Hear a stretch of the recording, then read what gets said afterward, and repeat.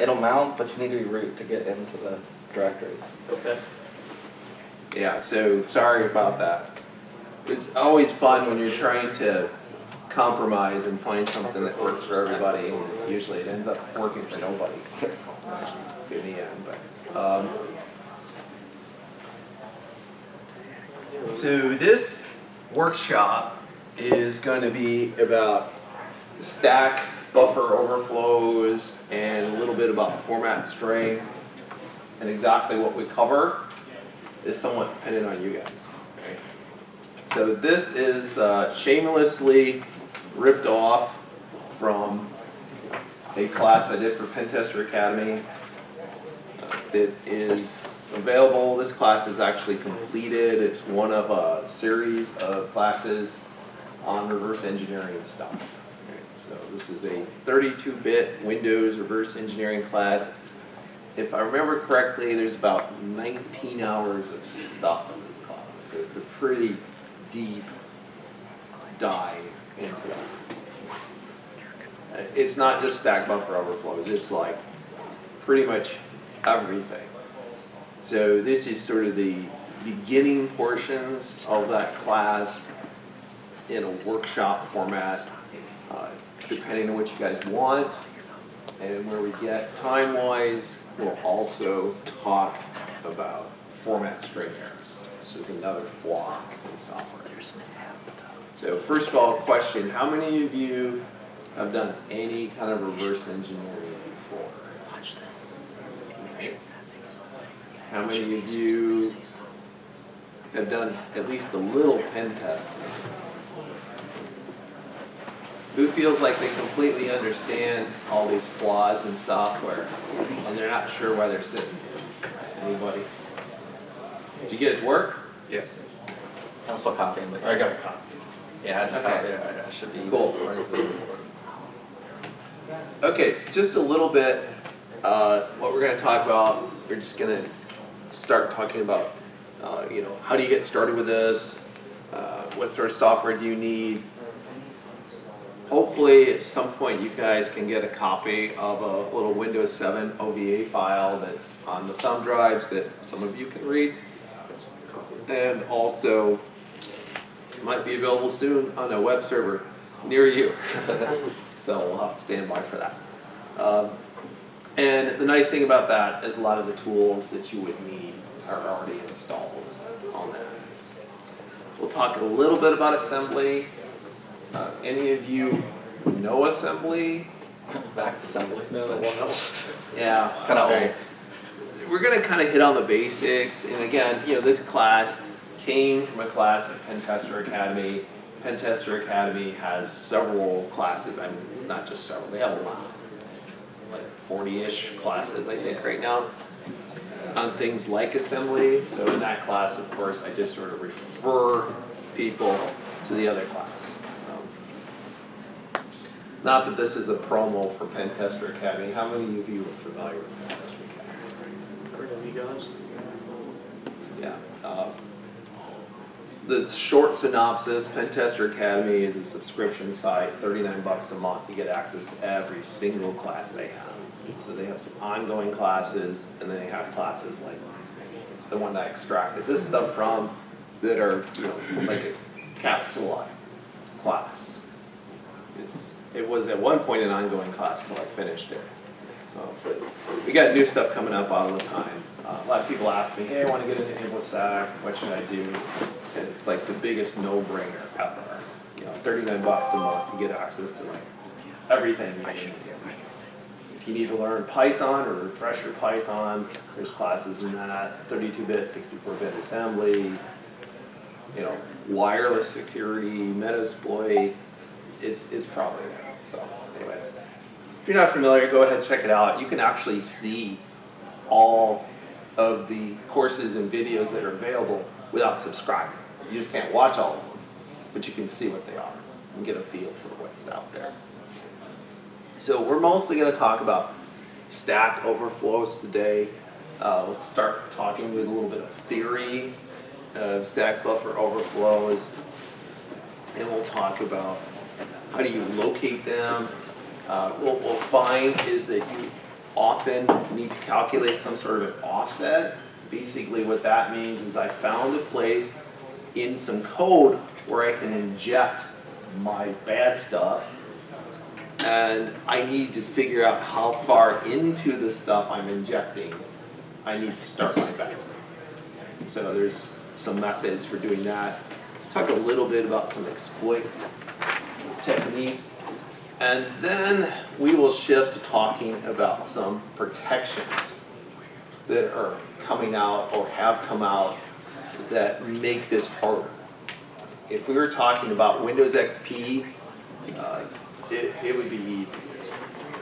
If I wanted to wuss out, I would have just given you a Windows XP OVA, and it'd be like, hey, look at the Stack Overflow stuff. This is super, super easy, and you don't have to do anything special. Right? But I do want to spend some time talking about some of the protections that compilers and operating systems have today against these flaws. They've been around for decades. And then we'll, at the end, also talk about format strings. And the thing about format string errors is that this is something that is agnostic somewhat to the operating system.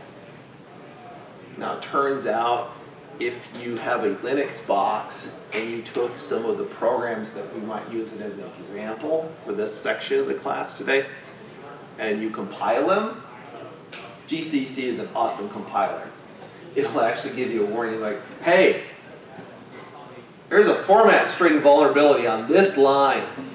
You probably shouldn't do that.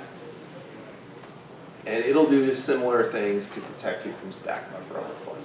So you actually have to work harder to make a vulnerable Linux app than to make one that's not, which is a good thing. Okay, so just a little bit, we're talking about reverse engineering. What is that anyway? Reverse engineering, this is my definition, or reversing, is just the art of determining how something works without access to the original design specifications or code. And there's a lot of reasons that you could do reverse engineering. You could do it for finding flaws. That's kind of what our focus is today. You can do it if you're trying to clone somebody's stuff. Right? Maybe you're an evil businessman from China. I don't know if anyone heard the FBI person talk yesterday. They want all your IP, all your intellectual property. You can also just do it because you're trying to understand how stuff works. Or you can do reverse engineering to try to mitigate malicious programs. You're trying to understand malicious programs, malware basically, in order to figure out how to protect against it. So in terms of getting started, you're definitely going to want some sort of debugger. Now you can do reverse engineering with some of those standard debuggers like GDB out there, but they're not really meant for this kind of work. Those are meant for, hey, I wrote a program, I have the code, and I want to know why my program doesn't work. I mean, you can do this work with it, it's just that's not what they were made to do. So in the world of reverse engineering, the debuggers out there, one of the debuggers that gets used a lot is IDA Pro. Who's heard of IDA Pro? Good product, right? Is it cheap? No. That's its biggest downside. It's not a cheap product. There's some free alternatives. There's something called Immunity Debugger. We use that a little bit. There's another one called OllyDB, which is about the same thing. You probably want some sort of virtualization. So you want to run Windows if you're doing Windows software, which is what we're doing today. You can say, what version of Windows do I want? We're going to use Windows 7. You could use older versions of Windows, and that's easier. If you go out and you look for shell code and other things for Windows, you look under Windows XP and there's all kinds of stuff. Well, it's not just because Windows XP has been out there longer, it's because it's a lot more vulnerable. You know, that's the other part of it. So you want virtualization for running Windows stuff, because I always have Linux as my base. Isolating suspicious stuff. If you have some malware, you're like, hey, don't run that on your regular box. So normally you're going to want to install some tools. The OVA file has them pre-installed. Some scripting tools, of course, Python 2 and 3. Python 3 is starting to come with a lot of Linuxes now. It used to be that only Python 2 was pre-installed, but I think some of the recent versions of Debian and Ubuntu come with both. Bash scripting can be helpful as well. On Linux, if you're doing this kind of stuff, there's a package called Build Essential that you probably need to install. It has compilers and things like that. I always wondered why it's not called Build Essentials. I don't know why it's not. It seems like it makes more sense to me because it's really a bunch of things. It's not one thing, but I guess it's the Build Essential package. I don't know. If you start getting into this, you probably want to install things like fuzzers. You don't want to know what a fuzzer is. It's just something that will vary the input to a program in order to try to find a flaw. And this can help you find flaws initially and make your life a little simpler. And there are different kinds of fuzzers out there. Some of the applications we're going to look at are simple in that they accept command line parameters and you can overflow those. Not too many programs out there that you're going to actually try to crash and do other bad things to work that way. They're probably going to accept stuff over the network. You can easily translate what we learned today into that kind of situation. So there are network fuzzers, or command line fuzzers, different kinds of tools out there for that. So of course you're going to need a compiler in some sample apps. We also have programs called decompilers. Decompilers try to take a binary and go back to C. Almost everything in the world is at some level written in C. You might use a different language. That compiler was probably written in C. The operating systems are all written in C. So decompilers have different levels of complexity and different levels of success in going from a binary to C code. So, that's the kind of stuff that you'll use as well. So, some of the debuggers out there, OllyDB, what's good about it? It's free. It's pretty lightweight, somewhat customizable. Biggest minuses: only works with 32-bit Windows apps. Doesn't do 64-bit. Not really updated, and it's free. There's no support. There's immunity. Immunity, same pluses. One of the nice things about it is it has a little Python scripting engine, and you can write your own Python scripts for it, and some people do. And of course, biggest minus, 32-bit Windows only, and no support. Then there's IDA Pro. IDA Pro is a great product. There's entire books on it. I was at Black Hat this summer doing a little training on, what was I doing training for? I think this summer I was helping out in the PowerShell class. Last couple of summers I helped out in the wireless class. But, this is the gold standard. If you're a professional reverse engineer, you probably use an IDA Pro. I know at Black Hat they had like 2 classes, like a 2-day getting started and then a 2-day advanced class that you could spend a lot of money on. IDA Pro supports a ton of platforms. You can do 32, 64-bit, Windows, Linux, Mac, I think ARM. I mean, they support a lot. I think they started like $3,000 a year per seat, something like that. So you have to be committed to doing this stuff if you're going to buy item. There is a free version. It has less platforms. Up until recently, it was one platform, 32-bit Windows. And of course, you don't get any support. But there is a large support community because it is very popular. It's a good program. Okay. So quick review / introduction to assembly. So if you want to learn how stuff works, I'd say learn assembly, at least at a basic level. You don't have to be God's gift to assembly programming in order for this to be useful as an exercise. But knowing assembly kind of helps you know how stuff works. So when it comes to this kind of stuff, the biggest thing that we need to know about are things like registers and the stack. So can anybody give me kind of a basic definition or just tell me what the heck is a register anyway?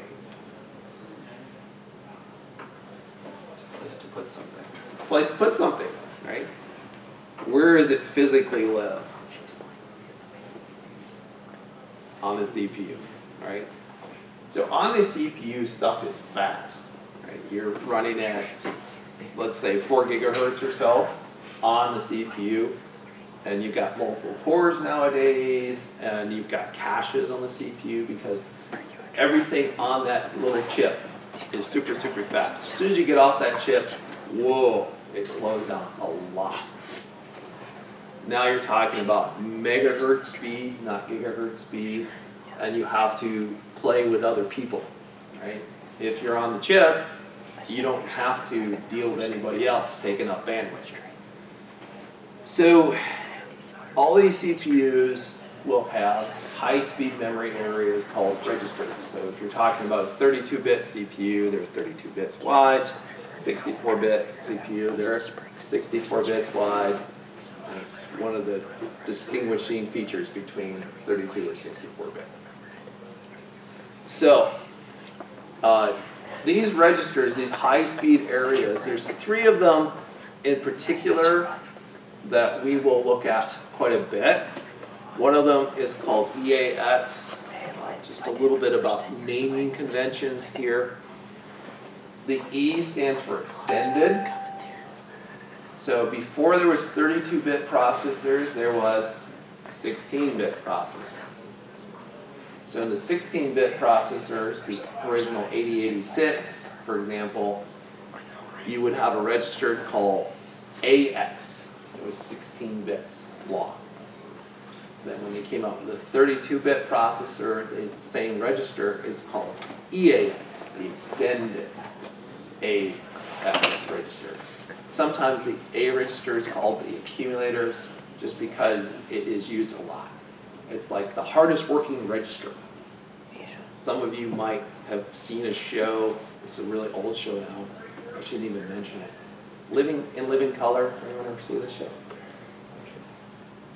It is time for Hey Man with the Headleys, the hardest working Jamaican family. You guys remember that skit? It's like, how many jobs do you have? I have 10 jobs. So, the accumulator could be in the Headley family, right? Hardest working register. Used a lot. So, the accumulator, the A register, AX, meant the whole 16 bits. You could also address each byte separately as AH, the high byte, AL, the low byte. And that exists even today.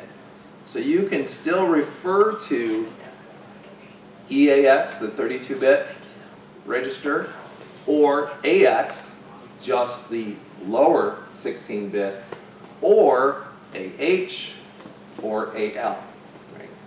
And now if you go to 64 bits, then they just call it R. For like the really, really big, really extended, I don't know. So that's something you'll notice when you look in debuggers.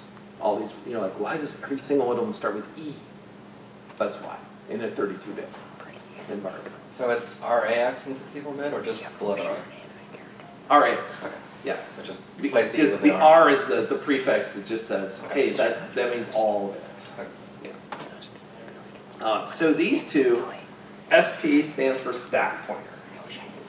So we'll talk a little bit about the stack and why it's important. And BP is something called a frame pointer. So if you look, when we look later at a debugger, you'll see there's different registers, and you'll notice that there are a couple of them that end with P, and some of them end with D, I, or I, and then there's ones that just end with X. But these are the three most important ones, and there's some others out there as well. So we'll talk about the stack and how that's important. And when we talk about all this stuff, we'll also need to talk about calling conventions. When I call a function, how does that work? How do I pass arguments to and from a function? And I need to understand these three items in order to understand stack buffer overflows. Okay, so calling conventions. How are we passing things to our functions? There are three common calling conventions on the Windows platform. And the first one is called cdecl. C, the language, declare, basically.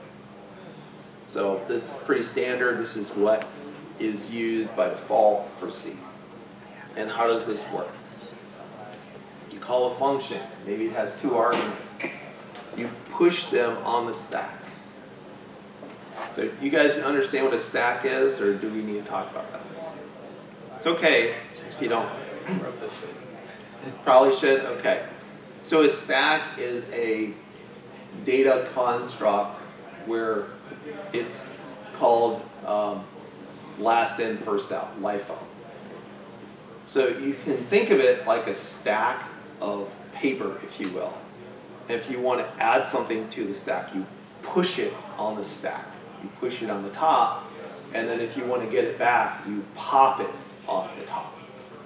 So if you look at assembly, you'll see push this onto the stack, push this onto the stack, and then you'll see pop, and then of course you have to reverse the order, and you get your stuff back. So that's, in a nutshell, what a stack is. It's just a place you can store stuff, and just push it on, pop it off. So there's a notion of the top of the stack. In cdecl, the caller must clean up the stack. So what does that mean?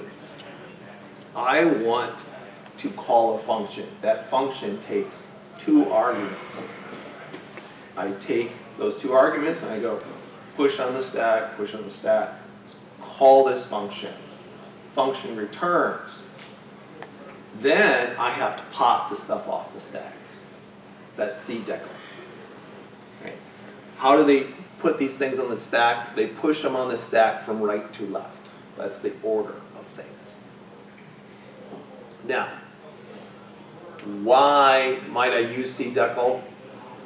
If I have a function that takes a variable number of arguments, a great example of that would be printf. I should have asked, how many of you know at least a little bit of C? So printf is a pretty standard function in C. It allows you to print stuff out. If you're doing Python, you do just print. A lot of other languages, it's just print. But printf is used to print stuff out. What we'll find out later, and this comes into play when we talk about format string flaws, is that printf will take one argument, or two arguments, or a whole bunch of arguments.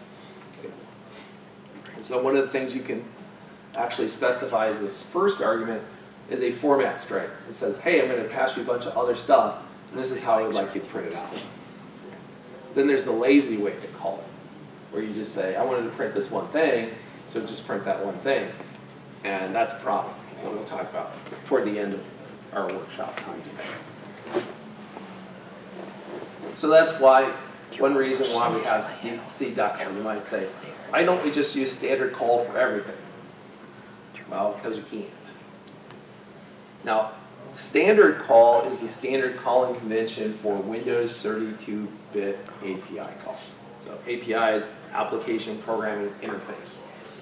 So if I want to write a Windows app, I write a little bit of code, and I mostly call a lot of API calls. It's pretty typical. Here, the callee cleans up the stack. So I just push stuff on the stack, call my function, and then it returns, and I don't have to do anything else. It's easier for me to program with this. Same thing, arguments pushed on from right to left.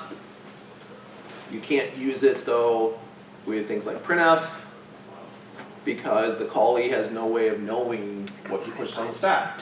It's a variable number of arguments. How would I know what you put on there and how big things are? And, you know, if you talk about C, if you've done any C programming, you're like, you give me a pointer. Do I need to free the space that this pointer points at? I don't know what to do, so I'm not going to do anything. That's standard call. Then there's fast call. You don't see this used very much. In 32-bit Windows, you don't see this used very much. When you start talking about 64-bit programming, you will see this used a lot. And actually, if you look at ARM, this is sort of the standard thing for ARM. ARM doesn't use the stack in the same way that we're going to use it here. Just a little tease. I'm doing a whole series of reverse engineering courses at Pentester Academy, and right now I'm working on the ARM class. So the first thing I'm going to put out there is an ARM assembly class, because nobody knows how to do ARM assembly. It's a little bit different. It's a little weird. And then there'll be an ARM reverse class that comes out very quickly. Okay. So there's a stack buffer overflow. I want to exploit it. What do I need? What are my necessary conditions in order to do this? You know, often you want to say, what has to happen for something bad to happen? Well, you have to have maybe all three of these conditions. So, for example, anyone fly helicopters? A chopper pilot. So, when you're flying a helicopter, there's something called settling with power. It's kind of really bad. Like if you come in to land your chopper, and you keep adding power, you sink faster and faster and faster. The more power you put in. It's not a good thing. But there are three conditions that all three of them have to be there in order for this to happen to you. Right? So you remove one of the conditions and it's not going to happen. So to get a successful stack buffer overflow, you have to be able to overwrite the return address on the stack. And we'll talk a little bit more about the stack here in a bit. But when I call a function, the place I was in memory, in my program, that location, that return address, is stored on the stack. I need to overwrite that address. So to say, go somewhere else. That is at the heart of all stack buffer overflows. Well, I shouldn't say that. Most. I don't like to say all, because usually there's some weird case where that's not the case. Usually, but not always, you might inject your shell code on the stack.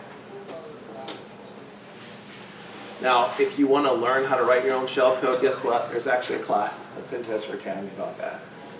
You can also just download other people's shell code from places like Shellstorm. Who's ever heard of Shellstorm before? It's a nice little site. And you can just say, I want a payload, some shell code to do this on Windows XP. And if you look, you'll see a lot of stuff for Windows XP, not as much for newer versions of Windows. By the way, speaking of newer versions of Windows, you know, we have Windows 7 that we're going to use here. Some people are like, whoa, why don't we use Windows 10? Truth is, when you look at forensics, there's not a whole lot of difference between even Vista and 10. Most of the differences between Vista and Windows 10 are just in the user experience, not in the way it fundamentally works. Yeah, sure, there's more things in the registry and there's more stuff on the file system that you can stack. But fundamentally, it's the same. So if you can exploit a flaw on Windows 7, you're probably going to be able to do the exact same thing on Windows 8 or Windows 10. Okay, the stack. Let's talk about the stack. The whole goal here is I want to overflow some local variables. And here's why this works. If I look at the stack actually grows downward in memory for Windows and most operating systems, actually. Windows, Linux, Mac, they all work like this. So when I push something on the stack, I'm actually putting it in a lower memory address. Now, I can push things on my stack, and how do I make space for things on my stack? I make space by subtracting from that stack pointer we were just mentioning. So if you look at code, you'll see subtract, 32 from this pointer. Okay, why am I doing that? I'm making 32 bytes of space. So what is in this space? I will have any local variables. Local variables are sometimes called automatic variables or stack variables in C. In C and many related languages, if I have an automatic variable, what does that mean? I said int x. I just made an automatic variable. That variable lives and dies in the curly brackets where it was defined. So I can actually have curly bracket, opening curly bracket, int x equals 5, closing curly bracket, guess what happens? It creates it and destroys it immediately. Nothing else happens. Puts it on the stack. There, then gone. Well, all your functions, don't those live in curly brackets? They do, right? So any local variables from when you create a function, those will be on the stack. Following those, you will have the frame pointer. That's the EBP, not SP. And it says, hey, where do I end? My little frame, if you will, for this function. This function is storing certain things in the stack. Following that is the return address. When this function is over, where should I go back to? And that's the reason that that is in red is here's what I can do. If I have a local variable that's not been properly constrained, I can overwrite it. Let's say it's a 2-byte integer. I can overwrite it, overwrite any other variables, local variables behind it, overwrite this frame buffer, and then overwrite this return address. Now, if I overwrite this return address, I can easily crash the program. That's the easiest thing to do.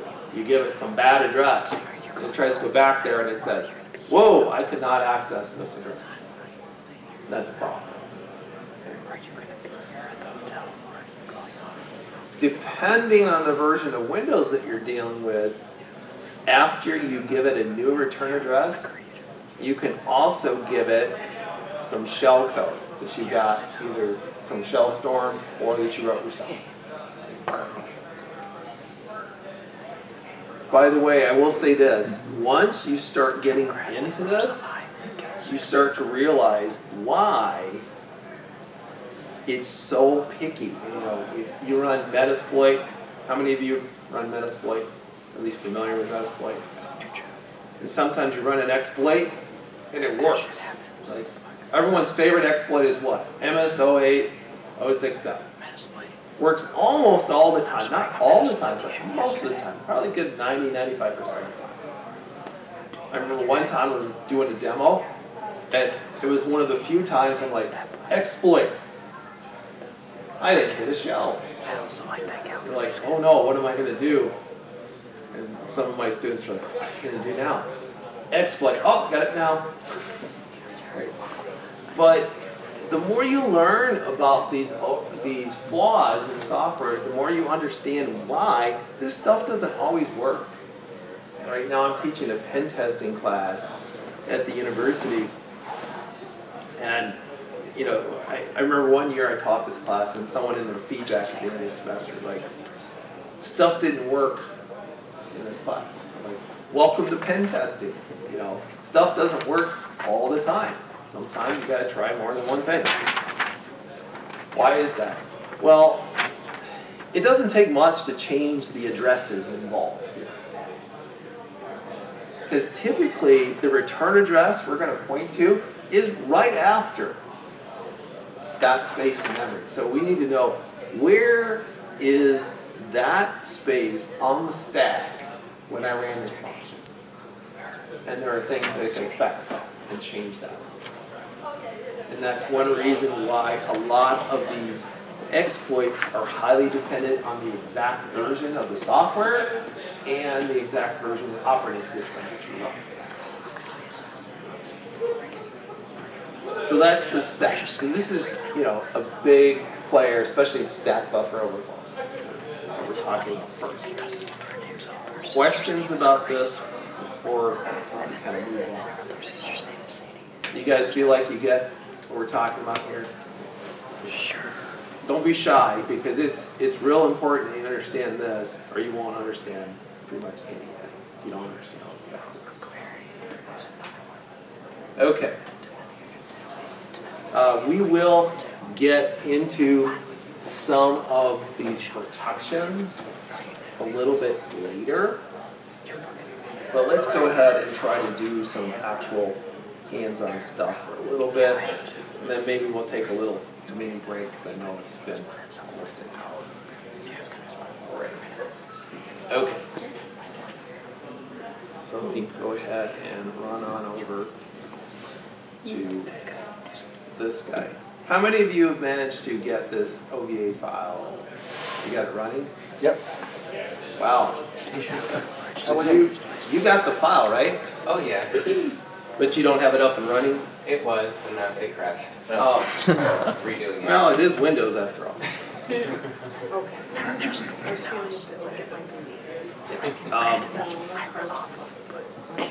So what I'm going to use for this is a little IDE, little integrated development environment. It's called Dev C++. It's free. You can download it off of GitHub, I believe. I think it's GitHub. Just search for it, you'll find it. And it's pretty decent. So let me go ahead and bring up a program. Let's see if I remember. I didn't remember to grab that, did I?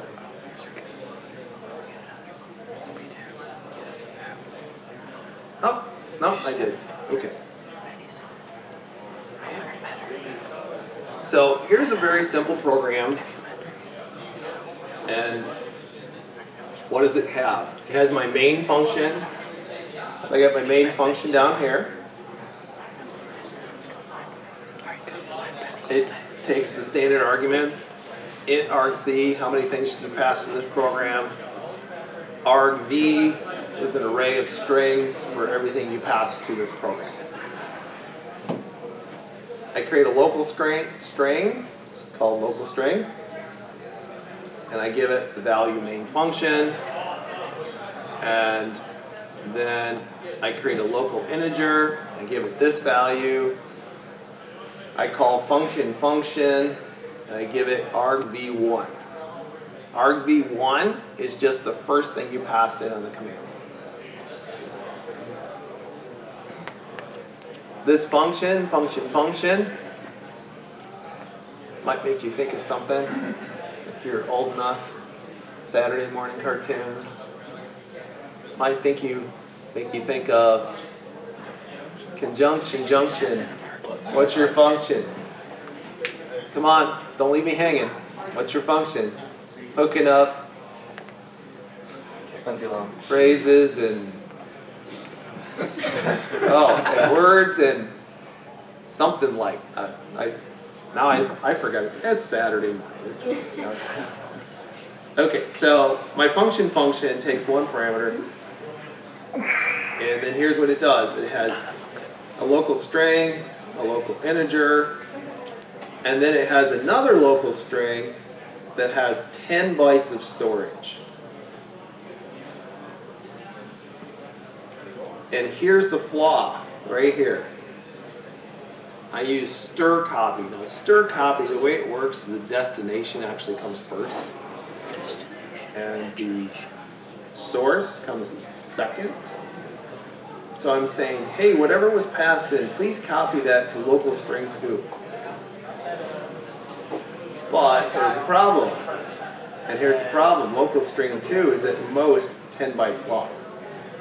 So if you know how C strings work, that means 9 characters plus a null Terminator button that has a value of 0.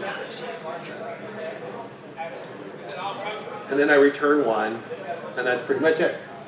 My function returns to main. Main returns 0. 0 means it worked. Anything that's not 0 means it didn't work. And I go along my way. Unless someone passes something into this program that is longer than 9 characters. As soon as they do that, this will overflow local string 2. Now, one of the questions we'll have to answer is, how far after local string 2 do I have to go till I hit that return address that we want to override? So that's the first question. How do I get this offset? How do I calculate this offset? Then the second question becomes, how do I know what to put in that new return address? And how do I get my code that I want to execute? Right? So that's kind of what we're going to work through today. Is we're going to start with this very simple program, and we're going to go from there and say, all right, I want to abuse this super simple program. So let's go ahead and, it's about 10-ish or so.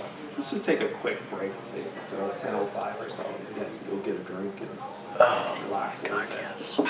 And we'll come back at it, and we'll try to go through this. So you have a web server up? I didn't. I can reformat this though and rewrite out stuff. That would help people. Yeah, feel free if you want to format it. Mine's running. Is he running? Anyone else? Your Linux? We're running. Okay. Does anyone else need it? Okay, well, what do you use? You're on a Mac, VirtualBox? Yeah, I do. I'll try to do a BSide then. Well, it's not going to work for fact. With Mac or VFAT? Well, the file's too large. Oh, The okay, I got RDA you. file's too large. That's okay. That's the whole reason why, I understand now. you know, if you work in forensics, you run into these issues all the time. Yep. Right? Because you can't just run FAT because FAT has a 4 gigabyte file size limit. Alright, so have a little break. We'll see if we can get most of you up and going. If you can't quite get it up and going, I think you can still, you know, get something out of just following along a little bit.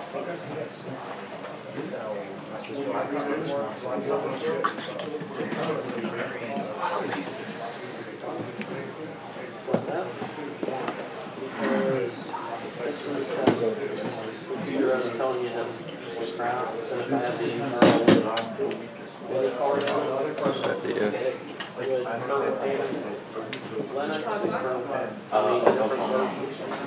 Tell it to stop. Just hit stop. And then,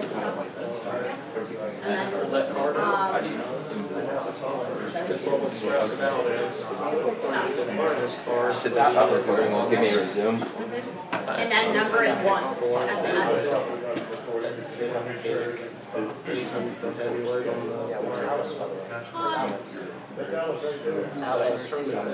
Alice. Oh. I mean, not really, but yes. Alice. Yes. Not your name? No. Because it's easier. Oh, yeah, automatic. Melissa loves me. She's a dissident friend. She was every year. What did you do? I got hit with the pipe. I didn't hit you. What did you do? What's that? Okay, I need my copies. I need my. No, it'll But actually, cost because of the year. You guys got this one? It's all there, right? I was able to serve it. It doesn't look horrible, but it turned. Always got that over last night. So, I woke up at 2 o'clock. I keep getting permission that I has room. Were they just one day? His computer when it's like certain files, certain like proc directories. You guys were able to. See if I see one that's SM calls. Yeah. Okay. Good deal. Okay. Oh, See if that's enabled. I saw this globe in here. Hey, Look at that. Misha, yes. Yeah. Permissions on the files? You guys can take like 5. I'm not Guess sure. we'll check fucking 5 minutes. Opens up Yeah. YouTube. Otherwise it's a small. Yeah. Okay, so. Just the permissions of the So files. start with that, the files. Yeah. Okay. Yeah. Half the thumb drive. You know, let it pick up particular files. Scroll up. Okay. Alright, thank you. Yeah, you guys don't want to take off. To be honest, me, Yeah. I'm close. If there's a technical somewhere else. Yeah. You hit these people. Yeah, we just gotta get to you. Yeah. You don't even have to be here, like, you're just here. Yeah. Called supporting friends. Yeah, more Alright, thank you, Misha. Right. Or, Huh? How old are you? She's get a 13. new travel. Oh, Her sister's which one? And then the other one is 17? Which one's 15? I don't even know. the blonde one, the Okay. one that was sitting in the corner. Oh. 15. And then the other one that was next to us. Oh. So she looked like the oldest one, maybe. She looks like the one that would be 15.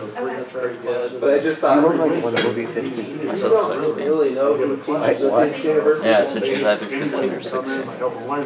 Okay. So, you know, my I'm age, actually from the I'm corrected 16. Aggravated. When you said 16, I thought you said 6 stand. Yes, she is sextant. That's her age. Hey, literally, my ears autocorrect. My ears literally You pulled have out. a bad mind if that's what it auto-corrected you to. Do I have a very corrupted mind? Yes, you do. I've had that my whole life. I can't help it. It's not my fault, really. For stereotype. I've been cursed. Ow. You better not fucking Bible me. Right. I got slapped in the front with the Bible. I didn't get back in. Slapped in the. Okay. Would you get slapped in the back with though? I said slap in the front. I already know what you're thinking. Get out of here. Welcome. Don't mind me. It's dark humor. No, it's like the Divine. Personalities. Hi, it's me, your dark, sensitive, cynical, dark humor. Behind me. Burned. Didn't help. Was looking around, I guess they're not supported anymore. Oh yeah, so around one of the sisters you can't What's curse funny because is, you know, a she's couple like years pure back, I did Christian. talk about like $20. Yeah, one of her sisters is Which pure one? Christian. 15 or 17? 17. Which was only intended for like a small thumb drive. She'll love a woman who is pure Christian. It was more of an I educational know. experience than anything. No offense. It was funny because yesterday we were sitting next to her I'm and the she equivalent of turned an out atheist. This, Sam. So much. FTEI, I mean, I don't say cuss anymore. I don't say curse now. Cuss. Curse. Swear. Pastor. And I'm having some issues while My name's Sailor Jeff, bro. Just like a sailor in my voice.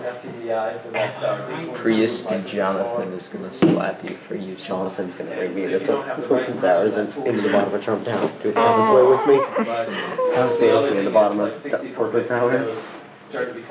You know the secret area I'm thinking about, right? The pipes under the park. That, Here, activate Screech. dude, that was fucking loud. Wait, is season 7 out yet? It's like you put a thumb drive in there and you're like, I haven't played. I haven't either. yeah, it's not fucking paying attention. I don't know. Are you gonna get the battle pass? barely works. You, think. what did you even get to? I got to like 63. And you gave up? Yeah, I stopped. I didn't come back because I had my Xbox here now, my PC. Oh, my head was my PC. I wouldn't have been able to if I tried. So when you move houses between your mom and dad, do you bring your PC with you? Now. I do now. I do now. I didn't before because it was like, fucking, it doesn't work. Why would I bring it with me? If I fucking can't turn it on and use it. She had a PC. I have one. I just don't have internet. Yeah, she doesn't have internet. Wait, where do you live? Like- Charleston.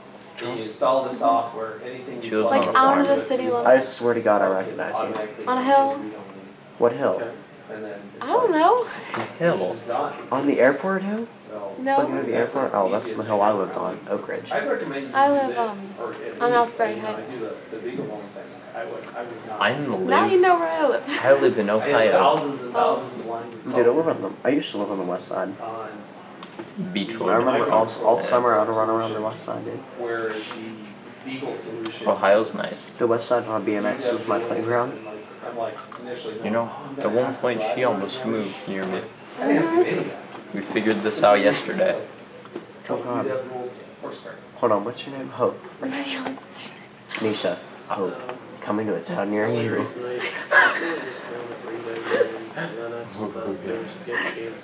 You're welcome. Have a nice day. I remember going down Cato Hill. You know Cato, right? Big pool. You know the hill up to Cato? There's 50 miles. There's no spot in West Virginia that isn't. Okay. Shut up, yes there is. Oh shit, yeah, that. There's no flat land in West Virginia. Yeah. There is. Yep. So Where I I was live, like, flat. they're not gonna understand. Whoa. when They Yeah, flat enough to make a exactly. fucking power plant. Toyota they plant? start calling questions, Engine it's plant? like, They no, flattened it, but it's flat. Yeah. be paranoid Never about told it. massive flat hills right It's a next to my little house. easier in Europe, And literally right next to my house, but they I have flat hay understand what you're fields saying. where they cut hay. Right next to my house. It's my house.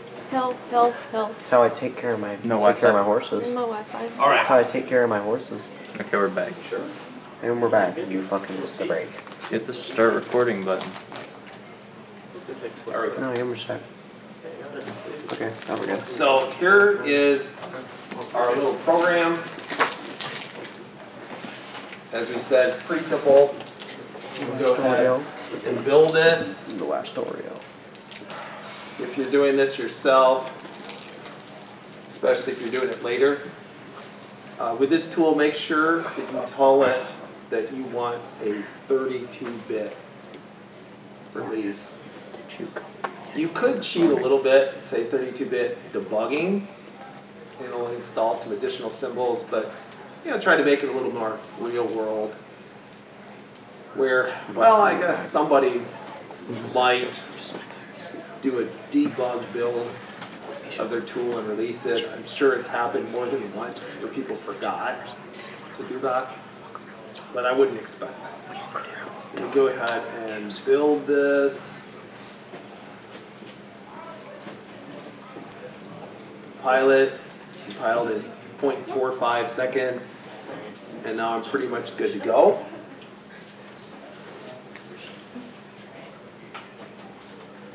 And let me bring up immunity. The first one's name is on the clipboard. And I'll say I want to open a program, and I want to open this buffer overflow program, and here it is. Now I apologize, given the limited resolution that we have here on the screen, you know, stuff's kind of going off the screen and it's not exactly ideal. But let me give you a quick overview of this debugger. Most of these debuggers that are used for reverse engineering work about the same. Over here we have our program.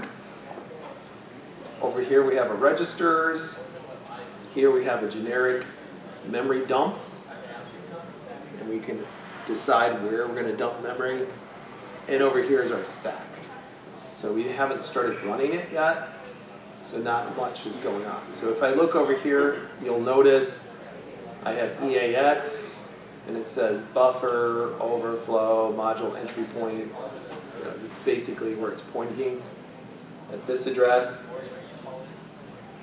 There's the A register, the B register, C register, D register.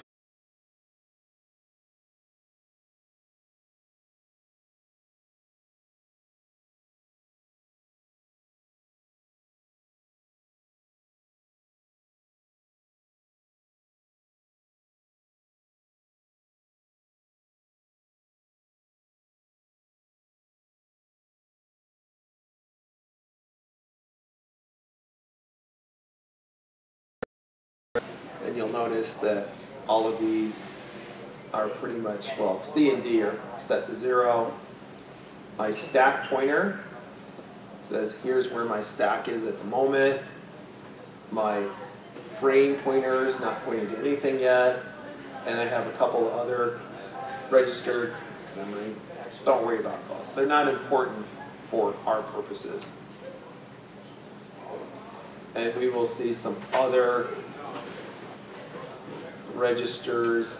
One of the things that happened over time is that we added registers, and a lot of these are used for things like floating point processing. If you look at an old processor, it knows how to do add, subtract, multiply, occasionally divide. Some of them don't have divide. And it's just integer math. When you look at newer processors, they add in the floating point processor. And if you go back a ways in the Intel line to the Intel 386, I believe, was the last that didn't have a built-in math processor. So you could buy a math coprocessor to work with your 386 chip.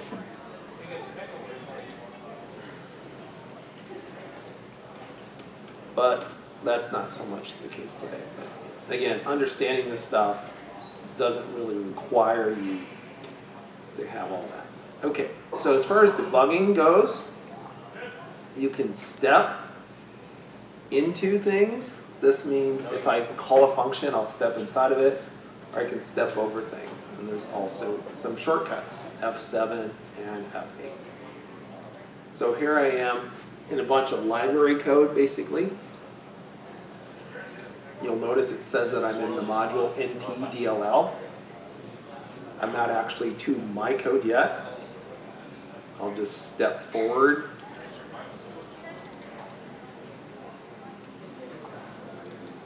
Or try. There we go. This laptop has one of those annoying features that requires me to actually push the function button. I really hate that. Okay. So here we are at the start of our actual code. And you notice the address, 4014E0. That was what was stored previously in one of my registers, in the EA register. And now it's come to this. So this is my code. And there's going to be a certain amount of preambles in this code. And that's what's here. And then I have my functions. Notice that my functions have been grouped. See these little brackets, or whatever you want to call these? Here's my function. How do I know that it's function? Look at the code. Here I have a pointer to conjunction function. That was a local variable. We'll come back to this in a little bit. Here's my main. So it has some preamble code. And then I move some stuff around, and then I'm going to call my other function. So let me go ahead and just step.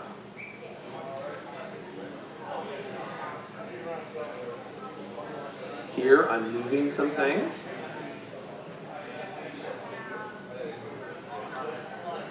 And now I'm getting ready to call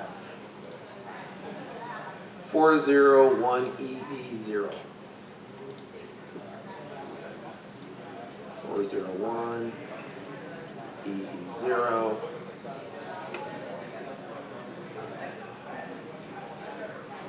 This step again.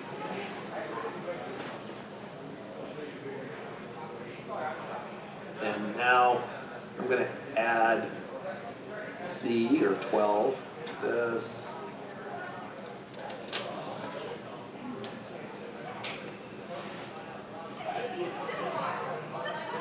And I'm just going to go ahead and just run it, because I already have some breakpoints set for sake of time. I'm going to hit F9. And now I'm here at the start of my main function. So there's going to always be some preamble code. It's not terribly interesting, which is why I kind of skipped over it. And here we are. What's it going to do first? It's going to save EBP. It's going to say, please push that onto the stack. So over here's my stack. And notice it says return to this place from this place. So I already got a return address. So let me go ahead and step. Now I have EBP on my stack. It's set to 28FF88. So 28FF88. It's down here a little bit. FF88. Here's my frame. I'm saving that. Step again. I'm rounding ESP. And then I'm going to subtract hex 20 or 32 from ESP. So remember what we said, stack grows downward in memory. So when I subtract 32, I'm making space for 32 bytes of stuff. So now I've made my space. I'm going to call this function, buffer, overflow, blah, blah, blah. And then I'm going to set up these variables. So go ahead and do that. I'm just going to step over this call. You might say, why'd you step over that? That's more preamble code. It's more boilerplate code that I didn't write. What is that going to do? That's going to set up my argv and argc. So now, if I step over this, it has moved the address where I can find main function to this place on the stack, ESP plus 1C. So notice here on my stack, what does it say right here? Here's the address, 404015, and that address points to an ASCII string main function. Now I want to move my other local variable that contained the value 11223344 to ESP plus 18. Let's do that, see what happens. Now I have this value 11223344 right above this. Couple of important things. Intel systems are little-ended. You guys remember what that means? If you have a multi-byte value, the least significant byte comes first. Now this is being displayed as 11223344 because of the way I have this set. I have this set to display 4-byte chunks. If I looked in the actual memory, it would show up as 44332211. So keep that in mind. That'll be relevant later in our discussion. So now I'm going to move to EAX, this location, 550F78. I'm going to add 4 to it.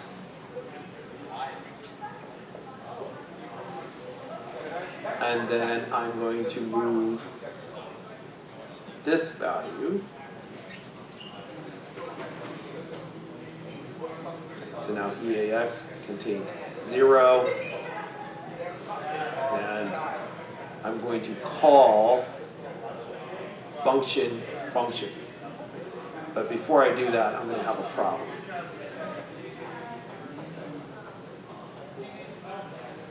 So notice it's going to call the 401500. Here's my function. What's the problem I'm going to run into here? Does anybody know? Let me just step ahead a little bit. I think you'll figure it out. Ooh, access violation when reading this address. What am I passing to function? argv1. There is no argv1. I didn't pass anything to this program, did I? I just said, run the program. And that's a problem. So here's what I need to do to fix that. I go to debug, I say arguments, let me give it some arguments. And I'll just give it an argument right now, 1, 2, 3, 4, 5, 6, 7, 8, 9. I had 9 characters of space, plus 1 byte for the null at the end. And I'll rerun it. And it's going to tell me, hey, you have to restart for this to take effect. Fine, let me restart. So that first example is just the program sort of crashing, and that's how the debugger sort of shows you that. Right, I just want to kind of walk you through how do you do that. And we set a breakpoint, so now I can just say F9, and I'm going to go right to my actual code. And this time around, it'll actually work. So we'll go through this a little quicker. So here I am in my main function. And you'll see this XOR EAA, or EAX, not the Experimental Aircraft Association. With itself, that's a nice quick way to make something 0. XOR it with itself. And now we're going to move hex 11 to ECX, move ESP to EBP, push some things in the stack, load an effective address for this value into EDX. So all of this stuff here that you're thinking, oh, what the heck does this do? This is setting up my RD and my RC, basically. So let me go ahead and just go to my next breakpoint.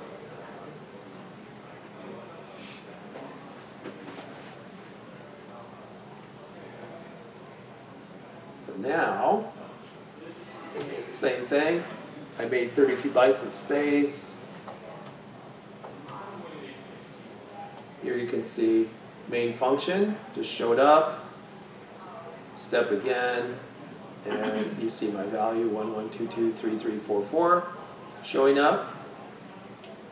Now what? I'm going to add 4 to EAX, and I'm going to move into EAX a pointer. This pointer points to what? This ASCII string, 1, 2, 3, 4, 5, 6, 7, 8, 9. That's my RD1. Now, I'm going to call buffer overflow of the function at 401500. That was its address. Let me go ahead and step. I'm going to step into this. So notice my stack. I have just one function argument. Here it is, top of the stack. What is after that? An address. Let me call into this. F7.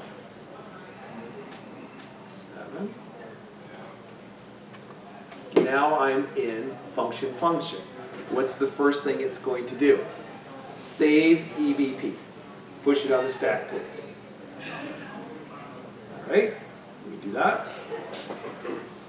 Now I see this value, 28FEC8, is on the stack. And if I look down here, I see here's another frame on my stack, which I've saved.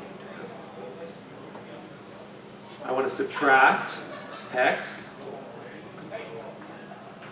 38. I'm saving a lot of space on my stack. And now I'm going to move conjunction function onto the stack. I say F8 here. I see EBP minus C. And where's my conjunction function? There it is.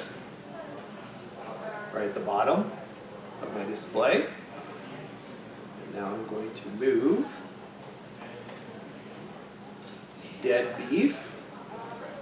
There it is, dead beef. And what comes next? I'm moving to EAX, a pointer to 1, 2, 3, 4, 5, 6, 7, 8, 9. I step again. And now I'm going to move those values. I'm going to load the effective address of this. That's what LEA means. And all right, now I moved EAX. That has this value 28FE7E, 28FE7E. Here, and now I'm going to call stir copy. Okay, so stir copy has as its arguments, first argument, destination, second argument, source. Remember how those are pushed onto the stack. And notice that my debugger is smart enough to know that's the case.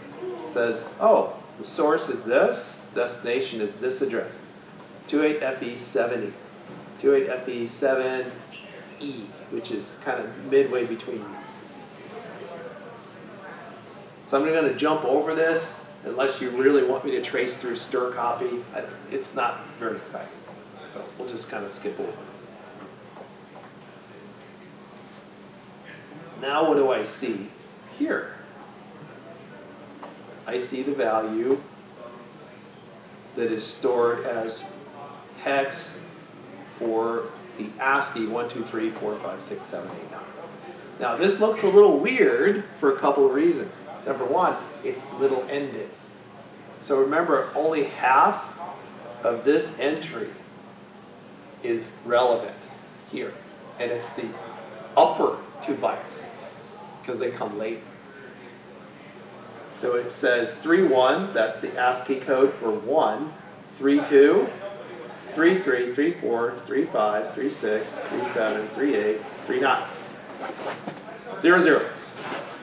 There is my Terminator, my null Terminator. It's all good. Everything's great. Why is everything great? Because I didn't overflow it, did I? I exactly filled it. I didn't go further than I needed to go at all. So now if I just continue, what am I going to do? I'm going to move 1 to EAX. That's my return value. Remember we said return 1 from this function? And now I'm going to call leave. What does leave do? Leave fixes my stack. Yes, sir. If you just did 1, 2, 3, would it still take up 3 blocks and just pad out with zeros? Like if instead of passing 1, 2, 3, 4, 5, 6, 7, 8, 9, you just passed a shorter I believe it will not fill past the terminating block. Okay. And that is probably dependent on the exact version of stir copy in the library that's being run, but I think the standard Microsoft Visual C runtime library is not going to It's not going to pad it out to that length. I don't believe so. Okay. Well, let's think about this. For one thing, if you did this right, you should use stir end copy. Right? But how does it know how much space is available? It doesn't know, so I guess it would never do that. Okay. I know it's still early. This is like day 2. Day 2 in a conference, you're always like, it should be obvious, but it's day 2 of a conference. I'm sure day 3 is not any better. By the time you get to tomorrow, you'll be like, where am I? Okay, so watch what happens here. Right now this is at 28FE60. I'll call leave. And notice this changed. I can go back here. This is still here, right? All my values are still there. Here was my destination, which now points to the string. There's my source, my return addresses, etc. And now when I call return, it's going to say, all right, where am I going back to? I'm going to return back to here. So I'm back to my main function. Now what? Okay, so I'm back to my main, and I want to do this. Just step. I move 0, that's my return value. Again, I call leave and I call return. My function exits. I'm just going to hit go. It says process terminated, exit code 0. It's a normal termination. You guys still with me so far? So this is the regular, okay, it ran. It ran just fine. One of the things I said we're going to have to do is we have to figure out how far do I need to go to get to that return address. That's step number 1. Figuring out that offset. There are a couple of ways that I can do that. I can actually try to calculate it. Sometimes it's easiest just to run it and see what happens. Now, sometimes, depending on what you pass into a program, it will change the location of that offset. So it's one of those weird things that you just have to play with. This is a very simple program, so that's not really going to happen here. So let's do this. Okay, so I have my stuff. And I will manually give it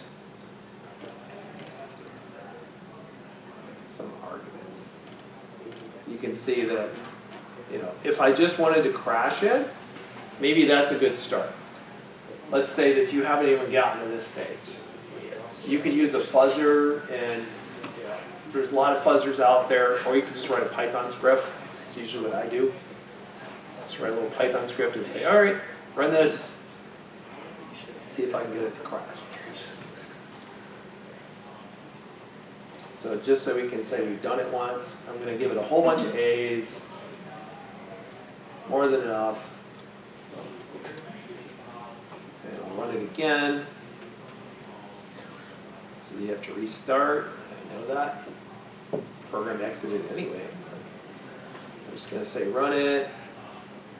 And run it again. And run it again. And notice it said access violation when executing 41414141. Right? That is the ASCII value for A. So I obviously overwrote it. So I'm like, woo, found a flaw. Step one, I crashed it. Right? And that's easy. Now I can think back to many years ago when I first learned about stack buffer overflows. And, I was a developer, wasn't a security guy. I'm like, you can crash my program. Ooh, so what? I was very naive back then. I didn't realize, like, you can do a lot. The so what, there's a lot to the so what part. There's a lot of things you can do beyond just crashing the program. Now sometimes, especially if you're dealing with a modern version of Windows or Linux, it's hard to do a lot past just crashing. Sometimes that's enough. If you're doing a DOS attack of some sort, trying to do denial of service, at least you can do that. Okay. So how can I figure this out? I could do this manually. Let me do it that way. I'll just do this. 4 A's, 4 B's.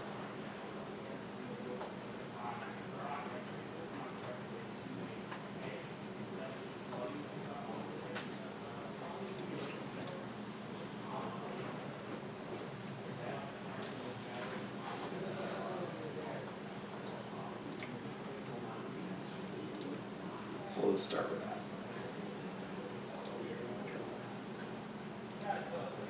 And see if that's enough. Obviously, some programs you might need a couple thousand characters, so it'll be a little harder to do that.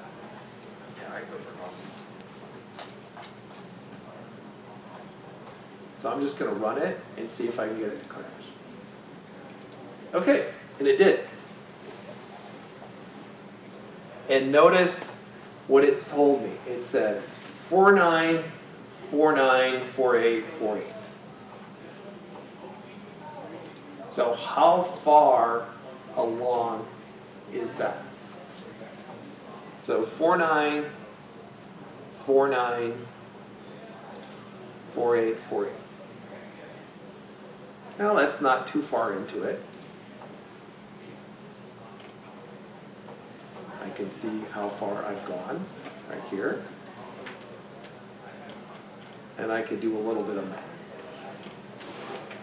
So since I didn't have to go too far, now there's some other folks out there and they'll say, oh, well, you can run this script and you can have all these random non-repeating numbers and you can do all this stuff. And I'm like, yeah, sometimes that's just too much work. So let's try to make it simple. Now, here's one thing I will warn you about. When you're doing stuff like this, where you're doing it on the command line instead of over the network, you can run into issues where some of these are funny characters, like a backspace, or a null character, or some other control character, and it's just like, it'll mess you up. Control C, something like that, it says, oh, I don't want to run this program at all. You hit Control C.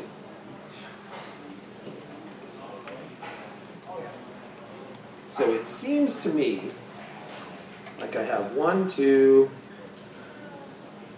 plus 4, 6, 10, 14, 18, 22, 26, 20, this one scores 30. All right, 30, and then we were what? Halfway there? 49, 49, 48.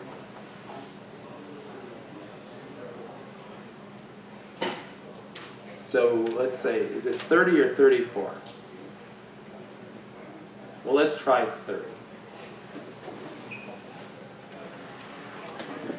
And see if I'm right. Now, often, I'll just write a little Python script for this. Let's see if we can avoid using Python. Not that I don't like using Python. Who doesn't know Python in here? Oh, I guess we could have used Python. How do you do it with Python? A times 30 plus your string. But just for grants, let's do it one time manually. Let's see if I can count to 30.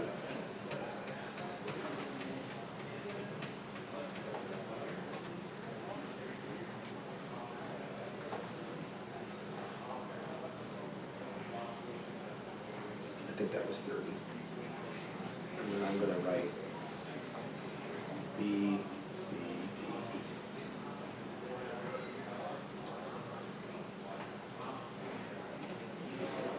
Let's see if I was off by 4 or not. It's been a while since I ran these programs, so I don't remember honestly. It's that or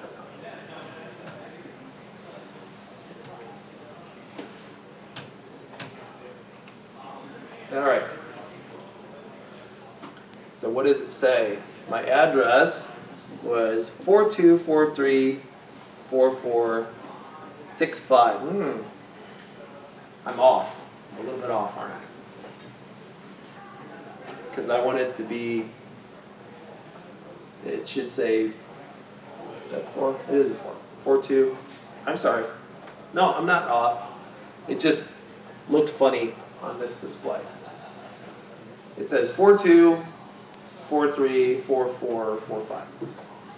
So I was exactly right. I had 30. Doesn't matter what they are, bytes, followed by the 3 bytes I needed.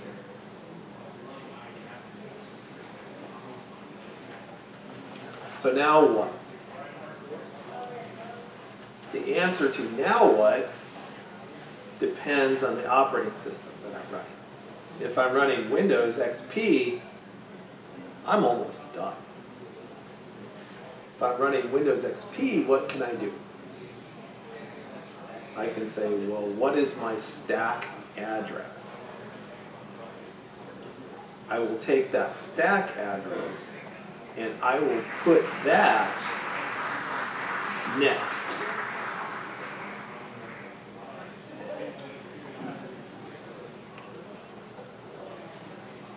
So here it is. And I want to use this address, 28FEA0. I want to put that in there.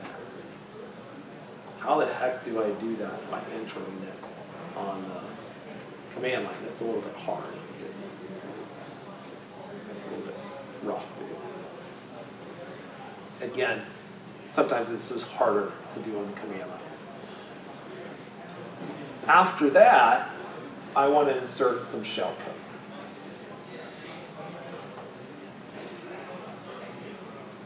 Well, let me have a look my Windows system.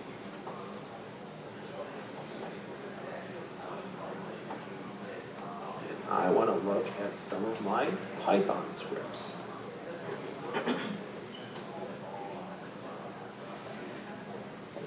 So I'm going to go ahead and open up Terminal.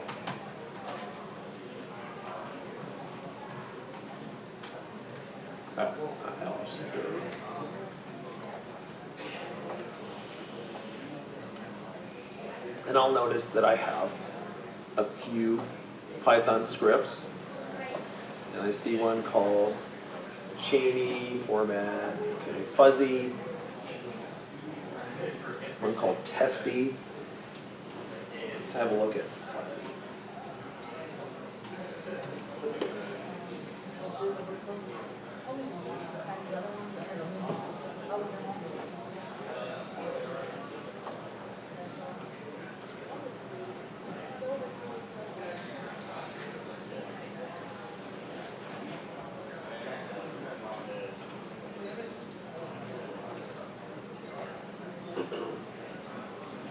So basically, how does fuzzy work?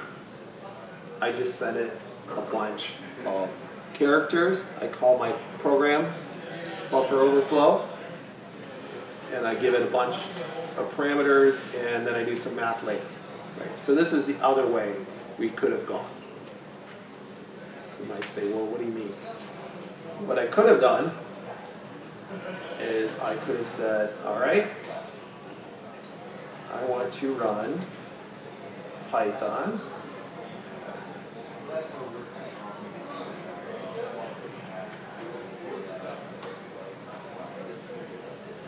run fuzzy.py.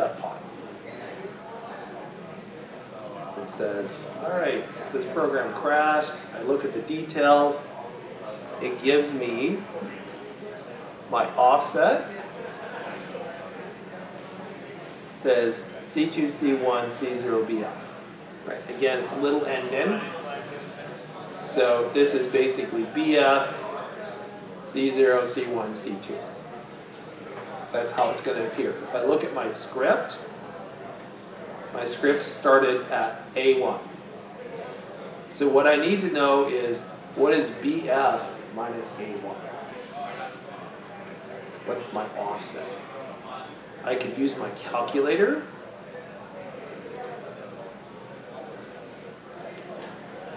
In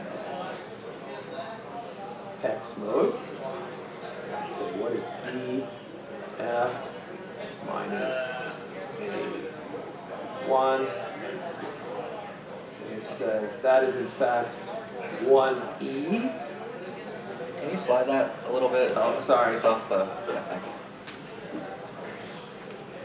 The joys of doing all this stuff. And if I convert that 1E to decimal, is it in fact 30, right? So this is another way, more scientific way I could find it. So you guys understand how we just did this? Right. So we said, all right, 30 characters.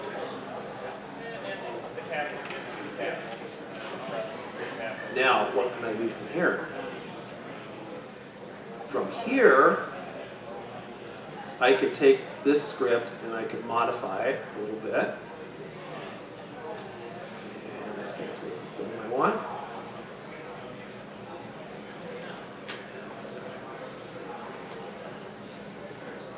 And what I'm going to do is build this parameter. I'll say this is the parameter, 30 A's. And then to this, I can add a certain value. And then I might add a bunch of hex 9 zeros. Why do I like hex 9 zeros? That is a what? It's a NOP. No operation. Just skip over it. So, what does a NOP do? Gets you where you want. Get you where you want. NOPs are used for padding, like legitimately used for padding. So if you're into forensics and you look at things like, let's say it's a master boot record, or a volume boot record kind of file system. You'll see on a volume boot record. Yeah, volume boot record. First 3 bytes are a jump instruction. It'll say E9, I think, and then how many bytes to jump ahead. What's called a short jump, and the next byte will be 90.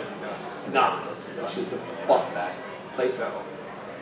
So in exploitation of software, we use knobs all the time. And here's what we use them for. Sometimes you don't have very fine control over where you're going to redirect something. Now, we're not talking about heap problems today, but if you look at heap problems, you might do what's called heap spraying, where you have, let's say, a web browser, like IE, has lots of problems, and some of them you can exploit using heap spraying. So what you do is you just fill the RAM.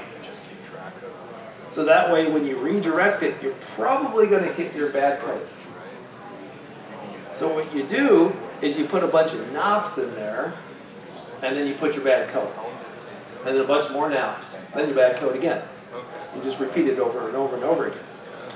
Now, when you load up Metasploit, you'll notice it comes up and says, I have this many exploits, this many payloads. If you look, it says I have this many knobs. Because a lot of intrusion detection systems are like, why is my memory filling up with hex code 90? This is not normal. So what they do is they have alternatives that also do nothing, but that way you have some variety. And it makes it harder for someone to detect what you're doing. That's what we call a knob sled. Sometimes people call it a knob slide or sled, I've heard both. And the idea is this. If you're a little bit off, you'll still get to your shellcode. So I add a knob sled, and then I add my shellcode right here. And this is kind of the general format for an exploit. Now, I'm going to go ahead and run this. Now this will run it, and in this case, it actually is going to run it in the immunity debugger. Because immunity allows me to run immunity and then pass it a program to run it. By the way, I can also attach to a process. So if you look at the file menu in immunity, there's an attach option. If I have a daemon or some other system process that's already running, I can just attach to it and debug it. And there's some things you can't just launch it easily from the command line. It's another option that we have. Okay, so I'm going to close this because I'm going to reopen it here in a second. And now I'm going to run this little test script.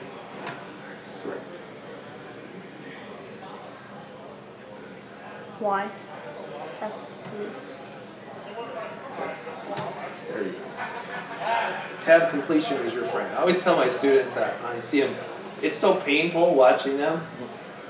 Even in an advanced class, I'm like, we had the need to do something on the command because the tool we had, it's called Active Disk Editor. It's a great tool, but some other classes were running it and they were pointing toward disk images that weren't accessible to these students because they were mounted under other students' drives. They also didn't untick the box that says, would you load the things I was working on last? So they try to run it, and the tool would be like, I can't open this, and it would close. And it was really bad because they were all trying to take a test. Well, I found a command line switch for this tool that would fix that problem. But these are like seniors, and I'm like, I had to step by step, CD to, I'm like, really? Okay, so here we go. And it says, I'm running it, I'm gonna hit F9. And it says single step event at NTDLL, blah, blah, blah, blah. Do you want to pass this to your program or not? So basically, here's what happened. My program crashed. Why did my program crash? My program crashed because of this. Let's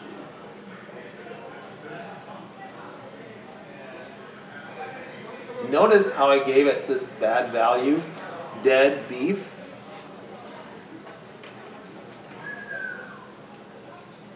Okay, I told it dead beef. Why is that a problem? Well,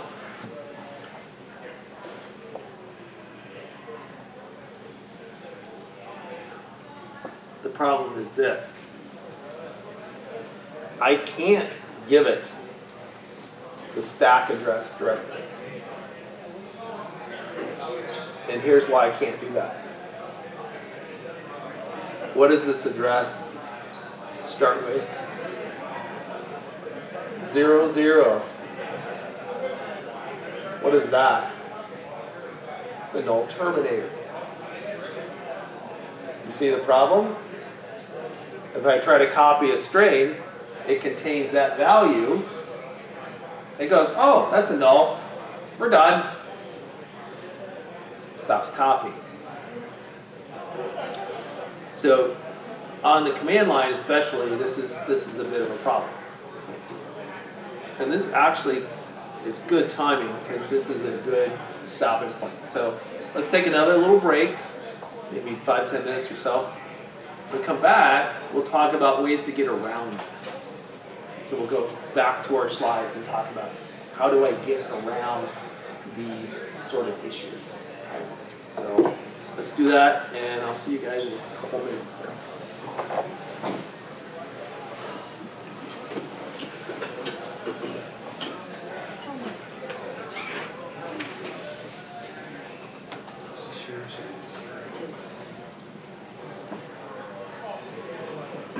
Thank you.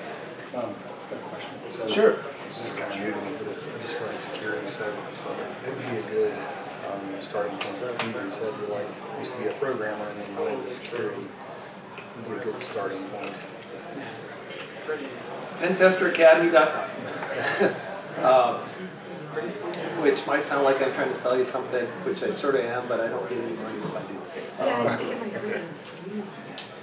Pentester Academy is kind of your best deal if you want to get into InfoSec. Thank you. You want to get started with InfoSec. It's $39 a month. You get access to every single class that they have. Okay. You can see what they have without even subscribing, which is a pretty cool deal all by itself. They have classes on Metasploit, wireless hacking, web hacking, 32-bit, 64-bit assembly, PowerShell, Python, forensics for Linux, Windows, and USB, reverse engineering for Windows 32-bit, Linux 32-bit, soon ARM, and soon Mac and 64-bit stuff, and maybe hardware, reverse engineering, machine learning. They have like 40 classes or so far. Where are they based on? Their headquarters are in India, and they also have a California office here. Oh, okay. Okay. So it was called PentesterAcademy.com. Okay. I don't know that I'm connected to the network here. I could show it to you. I can look it up. I have a question. Yeah. When we did the fuzzy script, Yeah. and how did you find that your message size was 30? Yeah. What did you do to find that? Okay, I'm let trying me do to that. I'm trying to do it, and am missing something. Okay, let me just do it real quick. Sure. So I'll close this. Oops, I don't want to close that. We think we got it, but we're both kind of like more as a reassurance, I guess. Okay, so I'm running my fuzzy Python script, right? When I run it, it's going to die, and it gives me an error. I go to View Problem Details, and you'll notice that it says Exception Offset C2, C1, C0, BF. Yes. But it's little ended, so it started with BF, Okay. Okay. right? Yes. So, BF is the start of my new return address, the one I'm trying to put in there, Okay. right? And if I look at my script, look at my fuzzy script, there it is, you'll notice I started with A1. Right, that was my first character, and I started with A1 because I didn't want to have weird control characters and have those issues. I could have started with something lower. Yeah. Didn't really matter, but so I started at A1. I started to run into my return address at BF. So I said, what's the difference between those two numbers? Gotcha. And that's where I said, let me go ahead and say, where's my calculator? I might have closed it. In hex mode, please, what is BF minus A1? And it's going to say 1E. And in decimal, that is 30. Okay? Cool. Got it. So that is that step. Not too bad. If everyone would just keep on running XP, then we'd be done for this class. Oh, nothing. Well, almost done. Because there's still some stuff we got to talk about. We got to deal with that null byte. Now, one thing I will say, well, I'll wait till we get back. So remind me that if I don't say something, that there was something I was going to say. It has to do with available space for XP. Word of Final 2. I found Windows XP embedded for a blood lab machine once, Okay. and that was fun. It's like, unplug that, please.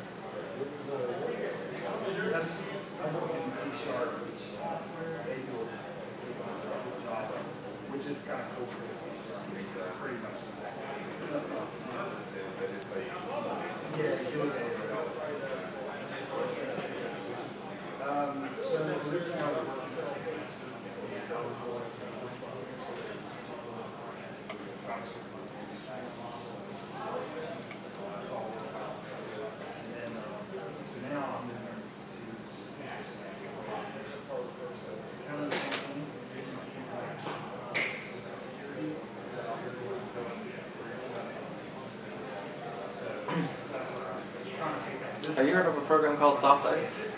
Yes. That's what I was using in the 90s when I took about a 20-year break. I haven't really used it, I have heard of it. Right. Yeah, I was using it to like crack games in the 90s where I would just hit a breakpoint where I would ask you like a validation question and then flip the jump location. Right. I think I might have missed something when I made these slides. That's okay, we'll talk about it.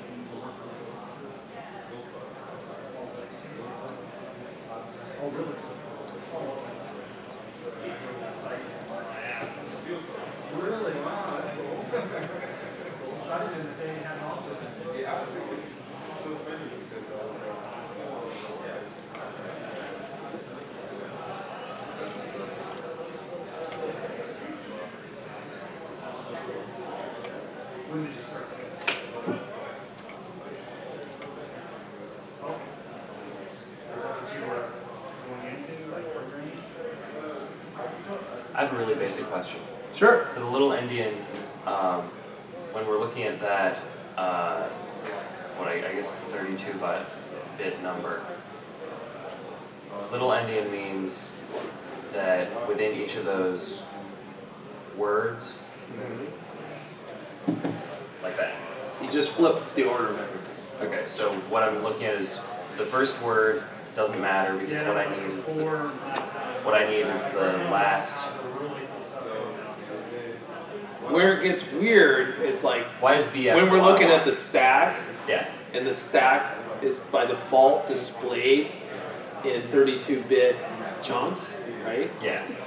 And then it goes, oh, well, you know, like in our case, the number that we wanted could be split, right? It might not be on a 4-byte boundary. Right. So now you're like, I have to remember that so that I can say, here's where this starts. Right. But that's why when it crashed, it said the address was like C2, C1, C0, BF. Yeah. Right, because in memory, it's reversed. Right. But that means, so like, that's within each word the bytes, the lowest byte comes first, right? Yes. Okay. Yeah. So like if I was Correct. reading that, it would be, like if I wanted to write that out as the number, I would say C1, C2, BF, C0. Right. Okay. Just trying to get my head screwed on straight. So I got a different value than BF. I got a 0. So I want to make sure I'm reading the right where the exception is right there. And I tried it like several times just to get the same thing. Did you build this program yourself? Did you rebuild the program? Yes. Well, I Did you rebuild it as a 32-bit or 64-bit program? I thought it was 32-bit. Was it 32-bit release? 32-bit log? Because that is going to change. All of those will change. Will change with that. Okay. So that Again, makes sense. remember we said that you know, you start getting into this and now you're like, oh, now I understand why it had to be this exact version and this exact version of operating system too. Cool. That's why it was getting Yeah, I suspect that you probably built it slightly totally different than you did, right? Because IBM would bet have to work very closely on anything that has to do with HPC. Squirrel. HPC Oh, thank goodness Mars going over. All right, we'll go ahead and start back. Real quick before we get back into this, when you look at a tool like Metasploit and you see an exploit, often it'll say, this is how much space I have for your shellcode. Right? I only have 50 bytes. And you might say, oh, that's not a lot. And you start looking at some of these shellcodes and you find you can do a lot with 50 bytes. Sometimes you can do a lot with 30 bytes. You'd be amazed. So if I go back to Metasploit and I say, oh, okay, you know, maybe eventually I want to develop an exploit based on this flaw that I just found. when I develop that, I will say, this is how many bytes are available. One of the reasons for that could be that, you know, we said, if we go back a few slides, we said that you often, the standard thing you do is you overwrite that return address, and immediately after the return address, you put your shell code. Nobody says you can't put your shell code before it. And what is the advantage of doing that beforehand? Well, we said that the address that we have is going to start with 00, 0, and that's our problem. That's a null Terminator. Well, guess what? Am I going to write a 00, 0 when I call stir copy? I am, right? It's going to put a null Terminator in there, and it's little-ended. So in memory, this address is stored as F0FF2800. I'm golden now, right? You see what I'm saying here? If I have enough space, I can put that shell code before the return address, and I can say, go here. Stop. If I don't have some of the protections we're going to talk about here in a little bit. So that's one method. There is another method that you can use, and it's something called jump ESP. And the idea is this. I just loaded this program again. You'll notice right here I'm in NTDLL. What are the memory addresses for NTDLL look like?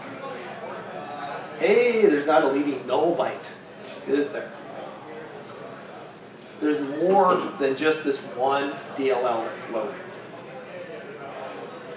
So what I could do is I can go here to view, and I can say view memory, please. And I can look at all these different memory segments. I apologize that it's microscopic, but I will see things like kernel 32, MSVCRT, that's the Microsoft Visual C runtime library, NTDLL, and here's what you want to do. If you look at each of these sections, there's a text section. I don't want to get into all those assembly details, but the text section has your code in it. I can search for an instruction to jump to ESP, jump or call ESP. I don't really care if it's a call or a jump, as long as I get there. So what I could do is something like this. Let's just say NTDLL, I've already displayed it. And now I can search. Let's see if I can remember how to do this.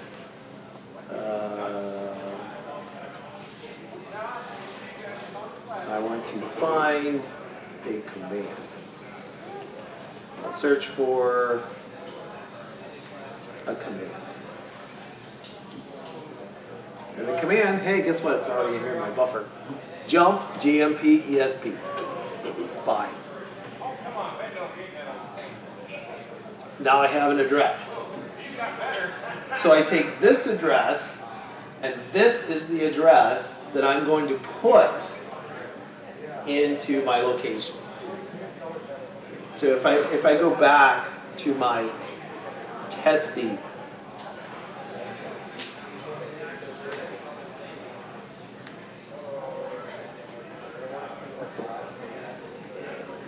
you'll notice, I think I actually have this exact address.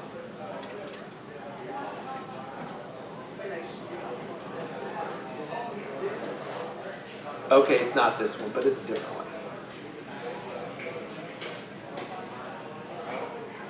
I think this was a different DLL, is all. There's more than one DLL that you could use.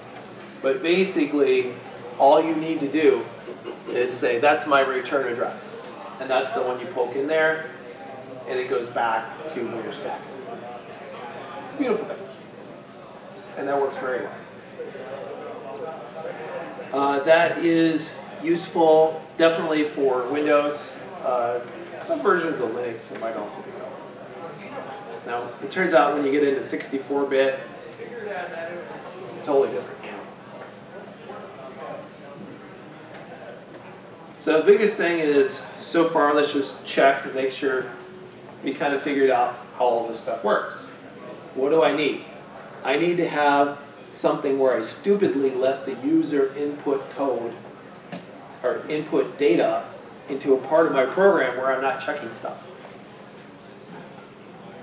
And that results in something being passed to a function, and usually something like stir copy is called, or something else like that, that overwrites a local variable somewhere that ultimately overwrites a return address, and I can do benefits. So I can do a lot more than crash a program, can't I? A lot more. Okay. Now let's talk about some of these complications. Go back here.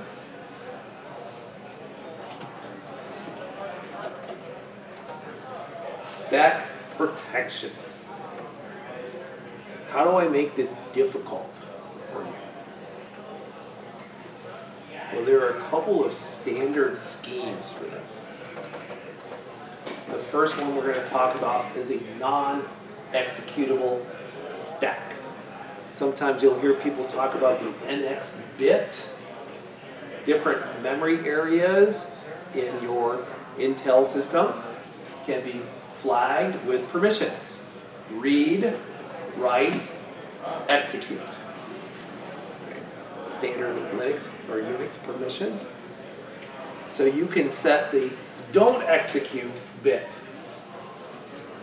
to a memory segment, and then that's a problem. You can't just run the stack if it's been marked as non-executable. Another thing you can do is you might have a system that uses address space layout randomization, ASLR. Now it's not always in the same place. I can't just put a fixed address in there. It doesn't work. Yes, sir? Was that around before Spectre Meltdown? Yes. Or was that, okay. But that's one of the things that prevents it. We'll talk a little bit more about this in detail in just a little bit. And then we have something called stack canaries. So non-executable stacks. Again, read, write, execute flags. The stack should not be executable. Windows XP, guess what? Yeah, go right ahead. And honestly, you shouldn't have a chunk of memory that is writable and executable. It's okay to be writable and readable, but not executable. But you shouldn't be writable and executable at the same time. That can lead to issues. So if my stack is not executable, I can't just put my shellcode in the stack and run it, can I? I got to do something different. In Windows XP, Service Pack 2, they introduced this non-executable stack. Being Microsoft, they had to give it its own special name. And it's called Data Execution Prevention, DEP. And a big part of it is a non-executable stack. Guess what? Not enabled by default. Later versions of Windows, this might be enabled. Sometimes it's enabled for system processes, but not for your everyday programs. You might say, why is that? Because people get unhappy when their programs don't work anymore. And people are like, oh, my programs don't work, but you're safer.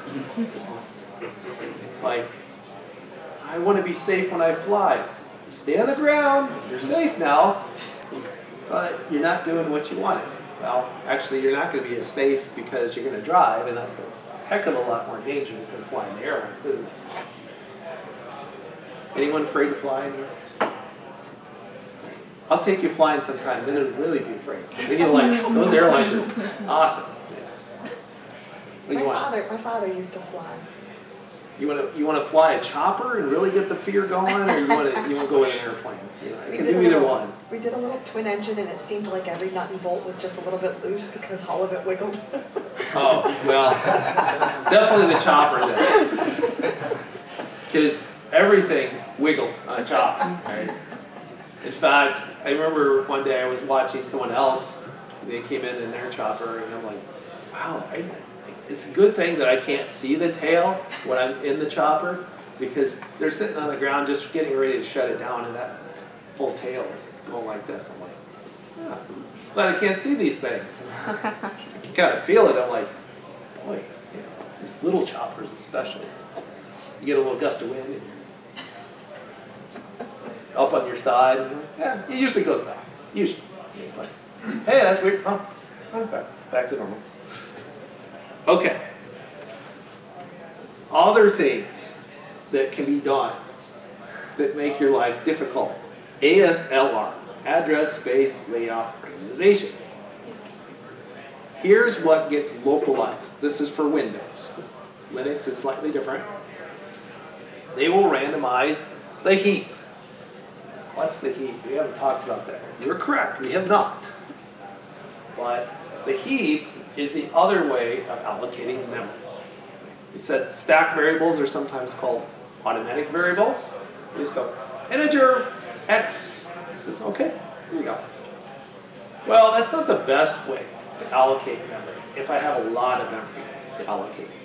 In fact, with older systems and compilers, the stack had a fixed size. Anybody remember this?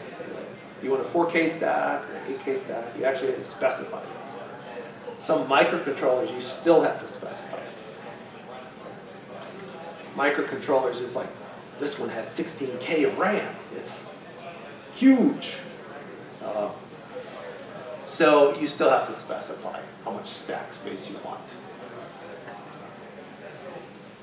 So the heap is just big chunks of RAM. You call a function like malloc, which just means memory allocate, and there are a bunch of related functions. In C++ or Java, you can use new. You can say this, new that. Well, not so much in Java, but in C++. You can make a huge array of stuff, and when you're creating huge items in memory, you will tend to use the heap. There are some people who are like, I just never use the stack. Problem solved. Well, I would refer you to the complete reverse engineering class, and you'll find out even when you're using the heap, there are other problems that can creep up. So just not using the stack doesn't fix this problem. And if you stay for the format string part of our little workshop today, you'll realize that, oh, there's even more things there. Okay, so it randomizes the heap, the stack, and these other things, the PEB and the TEB, the process environment block and the thread environment block. These are just structures that Windows uses to keep track of processes and threads. Do you guys know what threads are? Threads are processes inside of a process, if you will. Sometimes they're called lightweight processes. Multi-threaded programming is a beautiful thing. Makes life a lot better, makes programming easier, makes programming systems more efficient. I remember some years ago, I was at Purdue studying physics, not computer science, and I was taking a few classes just for grins. I was taking an algorithms class, people looking around like, who's this guy?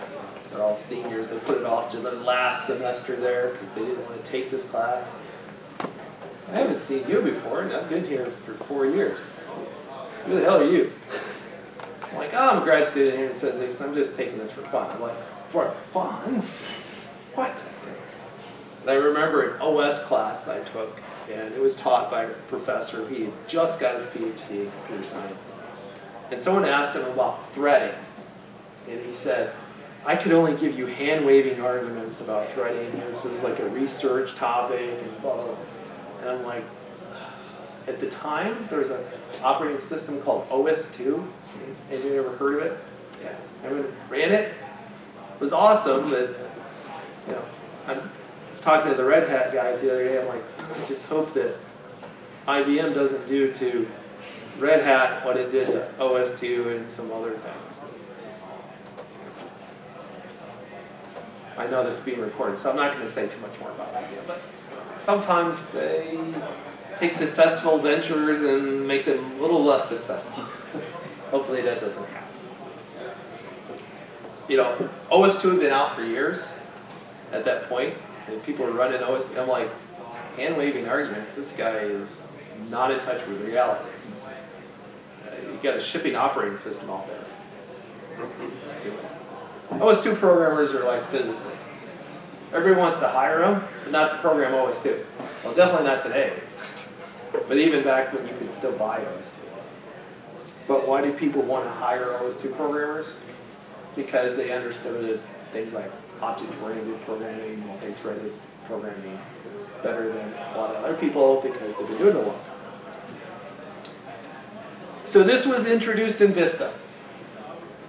Dun, dun, dun. Not enabled by default. The other thing you should know is the 32-bit implementations are not the best. What does that mean? There's only a few bits that you can randomize in this situation. You got 32 bits, you're like, oh, it's 32 bits. No, because of other limitations, you really have about 12 bits that you can play with. And even then, it's somewhat predictable. Yeah, there's 4 places it might land. So I'm going to guess. And if I run something enough times, just guessing, I don't get it to work. So there are some things that you can do. And then the other one is stack canaries. So what is a stack canary? It's a known value that you put on the stack. Let's start with the canary. What is a canary? It's kind of bird. Right? What is a canary used for? Or used to be used for? Well, in this area, still Coal mining. Coal mining. So in the coal mines, you know, there's none of those around here, right? What do you use a canary for in your coal mine? To see if it dies. To see if it dies, right? Even today, in places where they don't have coal mining, if you go to a water treatment plant, they often have some fish. They have some fish that are very sensitive to certain impurities in water. And they watch those fish. If those fish die, they shut off the water supply. Really, something bad is happening. People are going to die. Apparently they don't do stuff like that around here. I heard some stories last night about some incidents and some chemicals being dumped, and I think people coming to HackerCon and taking a shower at this hotel and ended up with red and stuff like that. But so a canary is just there to tell you, hey, something's wrong. In aviation, sometimes they'll talk about canary, or actually a parrot. Transponder just goes and says, hey, I'm over here. It's kind of like a canary. But, different kinds of canaries you can have. So a canary is used to detect some sort of tenant. So you can have a Terminator canary. I'm sorry, Terminator canary. If you want to get to the chopper, we'll do that later. Scare you in the chopper. I don't think I can rent a chopper around here. Come to BloomCon. We'll get you to the chopper after BloomCon. By the way, BloomCon, March 29th through 31st. Coming up, Bloomsburg, Pennsylvania. We'd love to have you. $20 or Tickets right now are 20 bucks. If you're a student at Marshall, talk to Bill Gardner, and I told him I'd hook you up with some tickets. So a Terminator Canary is just there to prevent you from putting stuff on the stack. And then there's a random Canary. It doesn't prevent stir copy and things like it from working, but it's detected. It's a little bit harder to deal with. Microsoft Visual Studio introduced this ability way back then. You have this GS switch, enables canaries. It was introduced in 2003 and was not enabled until 2005. So that's a stack. So how do I mitigate some of these things? ASLR. I can use a few different techniques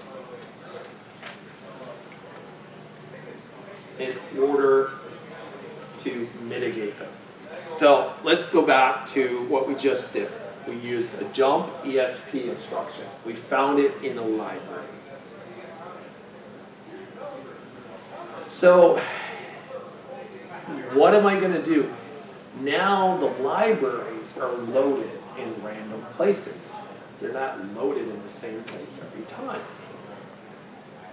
There are a couple of solutions to this problem.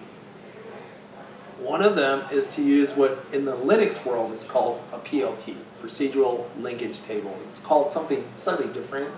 Windows, I honestly don't remember what it is, but you don't care. Okay?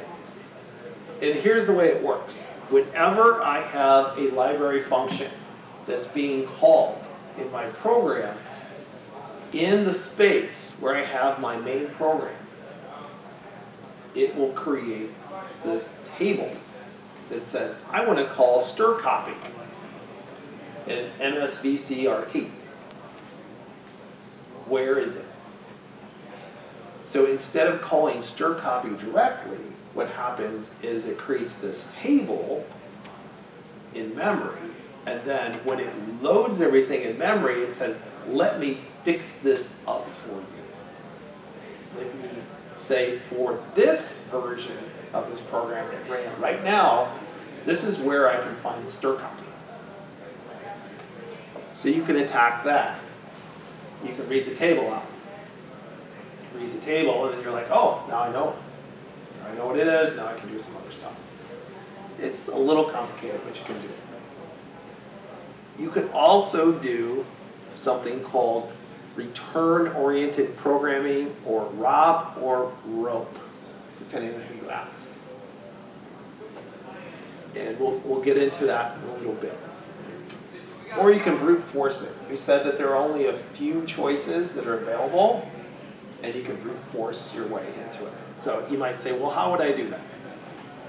If I know for this version of this DLL what the offset is to stir copy, that never changes. The base address where the DLL gets loaded is going to change. The offset never changes. Guess what I can do? I can search to that DLL. And I can say, oh, I went to this offset. This looks like the start of stir copy.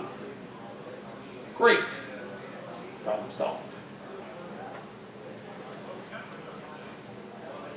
So let's talk a little bit about ROPE, return-oriented program execution, if you will. How does this work? You build the function you want. So what you do is you look for code immediately before a return instruction. And you can say, this is how many bytes back from the return I want to go. And you say, oh, I wanted to load the value 4 into EAX, or I wanted to add 4 to EAX, or I wanted to jump to ESP or EBX or whatever. I wanted to do something. You know, I want to build the function that I want. And so I build it using what we call gadgets. A gadget is just a couple of assembly instructions that precede a return. So I look through the code, and what code do I want to look through? I probably want to look through the library code. Why not the actual program? No byte in the address. Library code, no byte, unless you pick badly, something that just happens to have an embedded null somewhere in that address. I'll find another one. I'll use that one. So what you do is you use one of these tools, and I've listed a couple here. One of them is called RP++. One's called RopeMe, ROP Gadget. RP++ is my preferred tool. I just use that tool, and it'll search through a program, and it'll say, all right, well, let me look through all the different memory segments and look for return addresses and 3 instructions, up to 3 instructions before that. It'll tell you, here's all these places, and here's what is there. These 3 instructions were there. Great. And you just build a program like that. So what do? You put on your stack a lot of stuff sometimes. So you build this whole string of function calls. It's like you're going to call here, you're going to return. You're going to call here, and you're going to return. Here, return, here, return, here, return. Until you get what you want. Now, this is going to be a little hard if you don't know assembly. If you don't know assembly very well, it's going to be kind of difficult. It's like, I don't know this language, but I want to build programs in it. If you really don't know assembly, then a tool like RP++ is your best bet. There's a little link here. You can get it on GitHub. You can manually search through code. Sometimes you'll do a little bit better than these automated tools. Sounds like a parrot, not Canary, is making a little noise today. Yesterday, she was really quiet most of the day, and then in the evening, she started getting really loud. I was trying to talk to my kids, like, telling my son, like, do you hear that meowing? That's actually not a cat. It's a bird. All right, so you can manually do this stuff as well. If you're going to do it manually, then you're going to need a little bit better understanding. If you're doing this on Linux, you can use a tool like objdump-d, and it'll disassemble things. There are some caveats when you use static disassemblies like that. If you have self-modifying code, it can be a little bit of an issue. All right, a little bit about stack canaries. It's just a value you put on the stack. It's not a return address or an argument. And what happens if you have stack canaries, it'll put a little preamble, a little epilogue onto every function call, where it's going to say, oh, you're calling this function, let me put this stuff on the stack, and then when I return, let me make sure you didn't screw it up. So this is a compiler function. We're talking about non-executable stacks. That is an operating system function. So this is a compiler protection. And again, 2 common types, Terminator and random. So what's an example of a Terminator? This is not the only Terminator you could use, but you know, it's probably this rearranged somehow, honestly. 000A, 0D, FF. So what happens? Every one of these bytes will cause an issue for some program, some function. The null byte, stir copy and related functions will go, whoa, null byte, I'm done. I'm going to stop. Right. Gets, get string, and similar functions are blocked by a new line. Now in good operating systems, a new line is what? Hex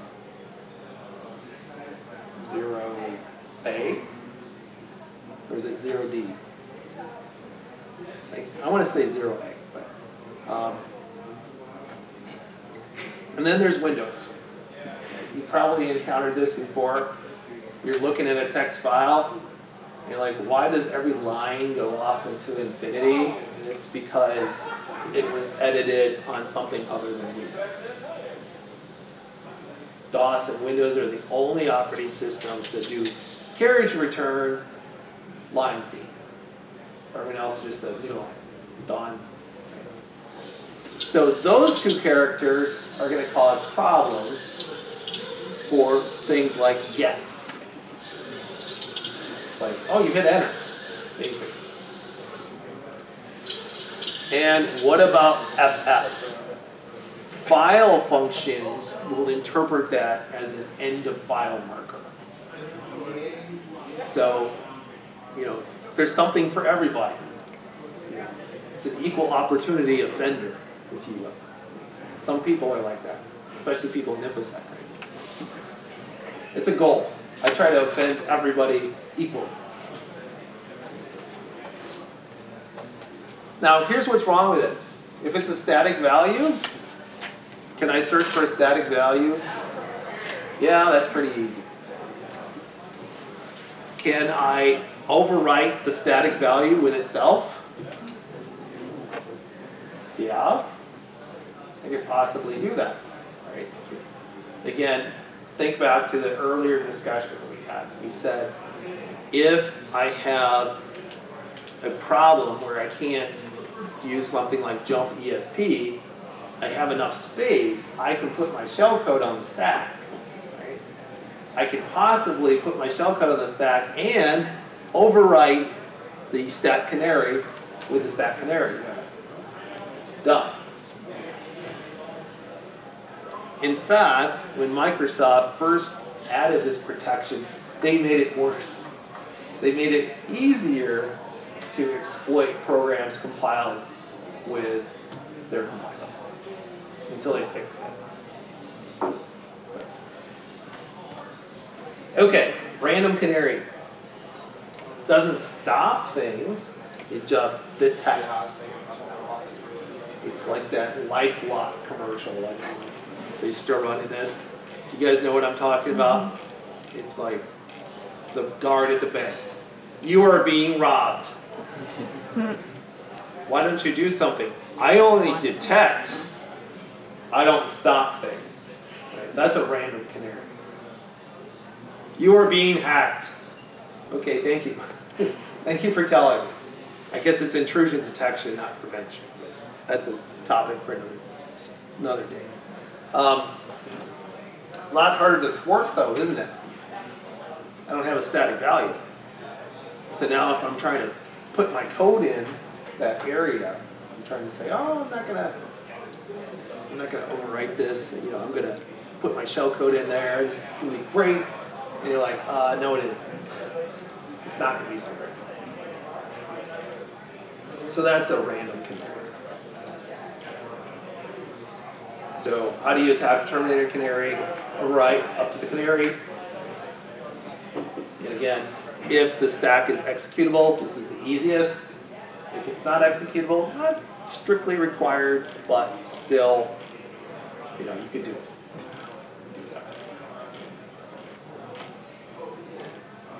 Random canary. Pretty hard in Linux, just based on the way that it works. A little bit easier in Windows, still not terribly easy. Some things you can do. Remember we said at the start of today that sometimes you can crash a program. You're like, okay, fairly easy to do. Windows has something called an instruction exception handler. Any Windows programmers in here? Anybody ever heard of these before, just now? A little bit, yeah, heard of it. So it's sort of like faking exception handling.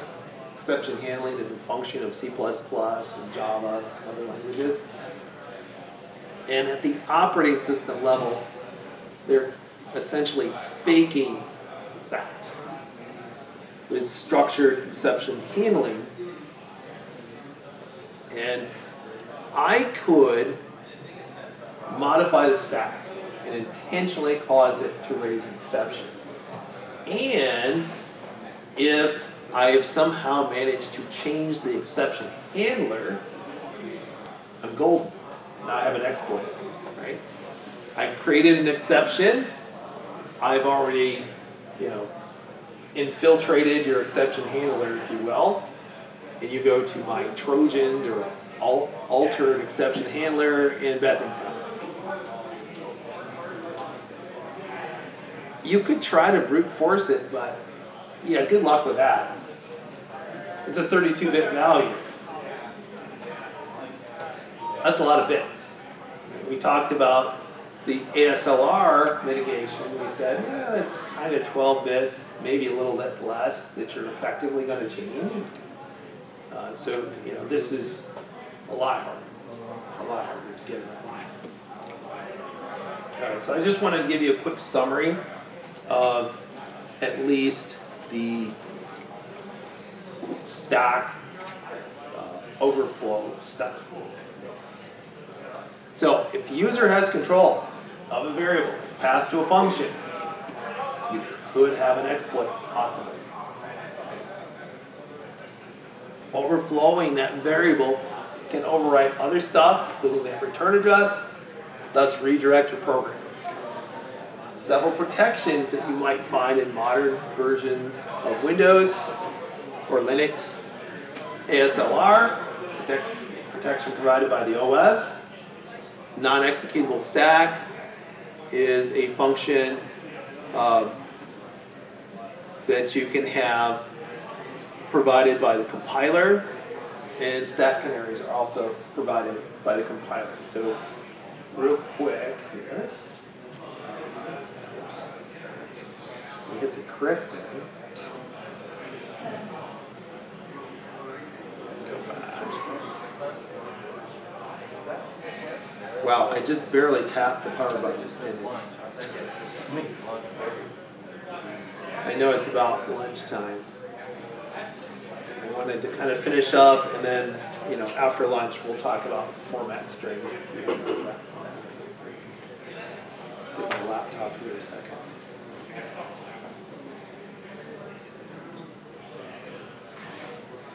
Wake up, laptop.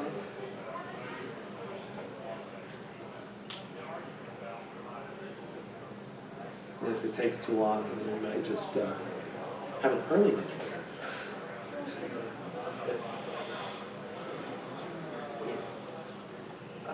Why is it so easy to go to sleep and not to wake up? Come on.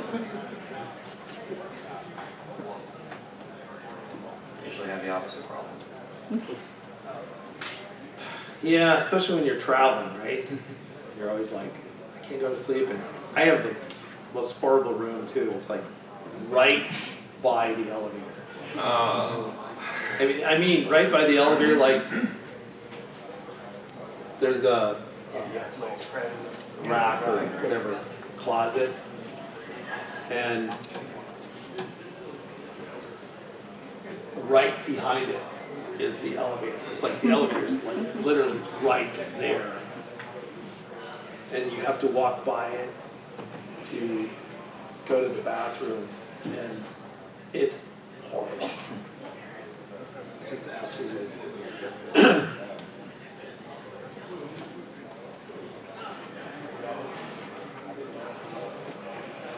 I'm really hoping this is going to go back to where I was. If not, we'll take that really quick. I just wanted to show you real quick, when you look at those memory sections, it will tell you, hey, look, these are the protections on this memory section.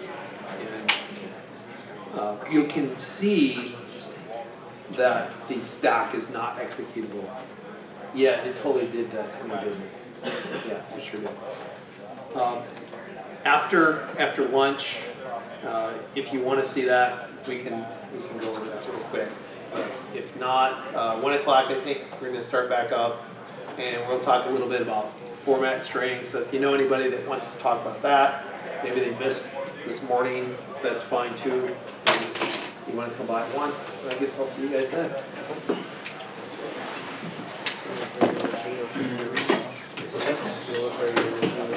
Do you know where it is? Very close. I think Google needed that sort of dead there. They're in charge of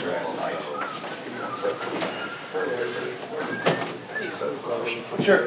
So our club, we're Mooresville University. We normally go to BlueCon. Right. I've never been there personally. I heard you guys have a CTF. Yes, we What's do. it like? Is it generated? I'm not sure what it would be like this year because we have a club, basically our CCDT club is doing the competitions this year. Okay, gotcha. Except for, I might still do the wireless CTF, Okay. Usually, which I've at least somewhat done the last 3 years. You guys have done really well with CTF. I will say that. Yeah. I think you guys have won it at least twice. Interesting. Yeah, it's cool that your CCDC team's doing it though. We're in charge of making the CTF for deceased this year. Yeah. It's gonna be. Yeah. So, and we're hoping that there'll be more than one CTF. No, not really. So, last year we had a traditional CTF, which I do believe is a Jefferson. I'm torn between getting something and Then we had a forensic CTF for wireless. Alright, very cool. So I'm not sure what we'll have this year. Alright, yet. sounds good. You know, I'm still trying to get with people and, you know, make sure that everything happens the way it should happen. Yeah, makes sense. Alright, thank you. Yep. There's that. I really like But that. March 29th to the 31st, right? All right. The dates? Yep, You're gonna be there? we'll try. I'm not sure. It's when okay if you don't wanna prep for the CTF that much this year. I'm not sure when CCDC regionals are this year. February usually-ish, but Isn't that qualifying? well, yeah, probably, but they're like pretty close after. Like, Okay, got like it. end of February, March, when we're like there, if we make it. Thank you very much for the. Oh, you're welcome. Very much. Are you coming back at 1?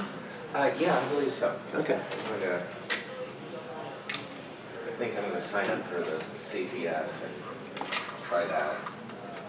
It's my first CTF, so. I don't know when it's ending, but I yeah, think it goes on through tomorrow. does it? Yeah, I wasn't sure. I know that last night I was talking to Benny, and he was talking about, he had the thought of maybe resetting it yesterday because there was a couple of guys like dominating.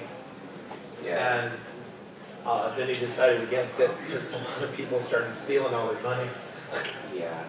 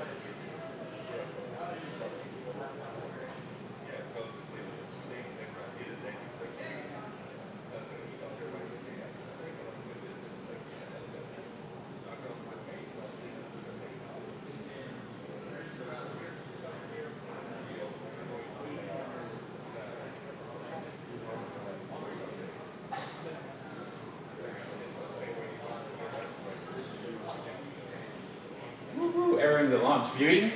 No. We can run and grab lunch if you like. I have to finish up my slides. Overachieving.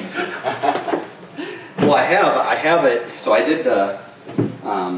Wait, is there somebody in front of you? Yeah, there is. There's someone at 1 o'clock. I actually did. What I'm doing is I'm going over what I did for the National Guard and the state. Okay. But that was a 5-day. That was my hope. Yeah, that was a 5-day class. So what I'm going to do is I'm just condensing that down into like 4 hours, just to get in the main points. The thing though is we did labs, so. Oh, is that new? New-ish? Yeah. Yes. No. I've been working on this for 6 months now. So this was just done Tuesday. You filled that in, and you filled all this in back here. It was not fun. I'll be honest, what hurt the most was the elbow. Oh yeah, when they get to that bone. It one of was- those big burly dudes I used to work with had the band. Mm-hmm. And he reached for something. I was like, "What's up with that?" Because under here was not done. And I was like, "Now come on, Gino." He's just like, "Better like hell. I ain't doing that again." Well, that's what I said. Stop. He did. So I do 3 to 4 hour sessions, and I'll be honest, like I do 3 weeks in between because I need to forget like what I was doing or like, without pain, just doing. And the whole time I'm thinking to myself, "Oh my goodness." Well, once I get like an hour and a half in, I'm like, I'm not gonna be able to finish this. I'm like, I can't be that guy that walks around with like half a tattoo done, you know. I know a couple of people who have. I couldn't finish that. We'll go back in a couple of weeks. What do you have? I have this up here. That's Okay. for my sons. Yeah, clinic's a Russian tattoo. So, makes life a little difficult some days. Do you have any distinguishing marks? Yes, there's a Russian and American flag on my arm. That's awesome. Yeah, so my course is essentially going to encompass OSINT stuff. So all the OSINT tooling that we use, as well as we're going to get into a little bit of just like statistics, like how to do. Because when I say advanced threat hunting, I don't mean advanced threat hunting in the sense of, let's say, the Palantir level. I mean in the sense of we're not triaging alerts anymore. We're looking for anomalous activity on the network, and what does that actually mean? Okay. Hopefully it sounds exactly what I was hoping for, because right now that's what I have to do. The IMR SOC. Yep. It's just me. And 4,000 people, 300 worldwide locations. How is it just you? Well, we have Rapid7 as our managed service provider. Okay. So we're using their SIM and their tool set. Okay. But I'm the only, so I direct the infrastructure team on what to do. So they're actually the smart hands. I don't have admin groups. I can't do things. Okay. I just give them priorities. You go do here, you do this. It's interesting. Okay, nice. I get paid a lot more than Hey, I heard Josh isn't the CISO anymore. He's the CIO. He's the CTO. CTO. Who's the CISO now? Danielle is acting. I think I met Danielle. Yeah. She had just started when I come on because she replaced you, right? No. That chick is now, she's here as well. That's Heather Abbott. Heather Abbott is now the Chief Operating Officer. Josh has been there a week and is completely changing the structure of the teams. She's COO. She's now COO. Probably a better fit than SOC, because she wasn't actually technical. Okay. Yeah, I knew she wasn't technical, but. Danielle was the GRC person. Okay. My equivalent for the GRC side. She's acting CISO. Okay. Depending on how that goes, I may look at returning, depending, because one of the reasons I left was you don't threaten to fire me. Bye.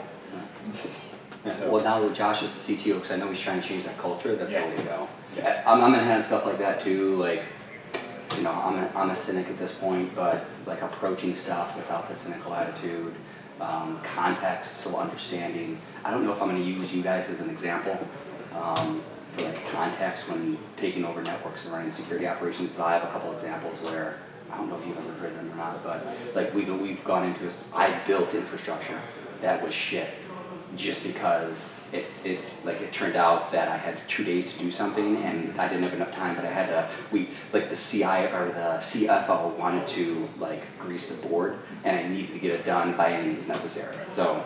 Yeah. No, I think we've all been there, right? We've all had that. Gotta get this done right now. But the biggest thing for me is security best practices. To date, every breach that we've done, except for one, but that technically was still following the example was either VNC open to the world,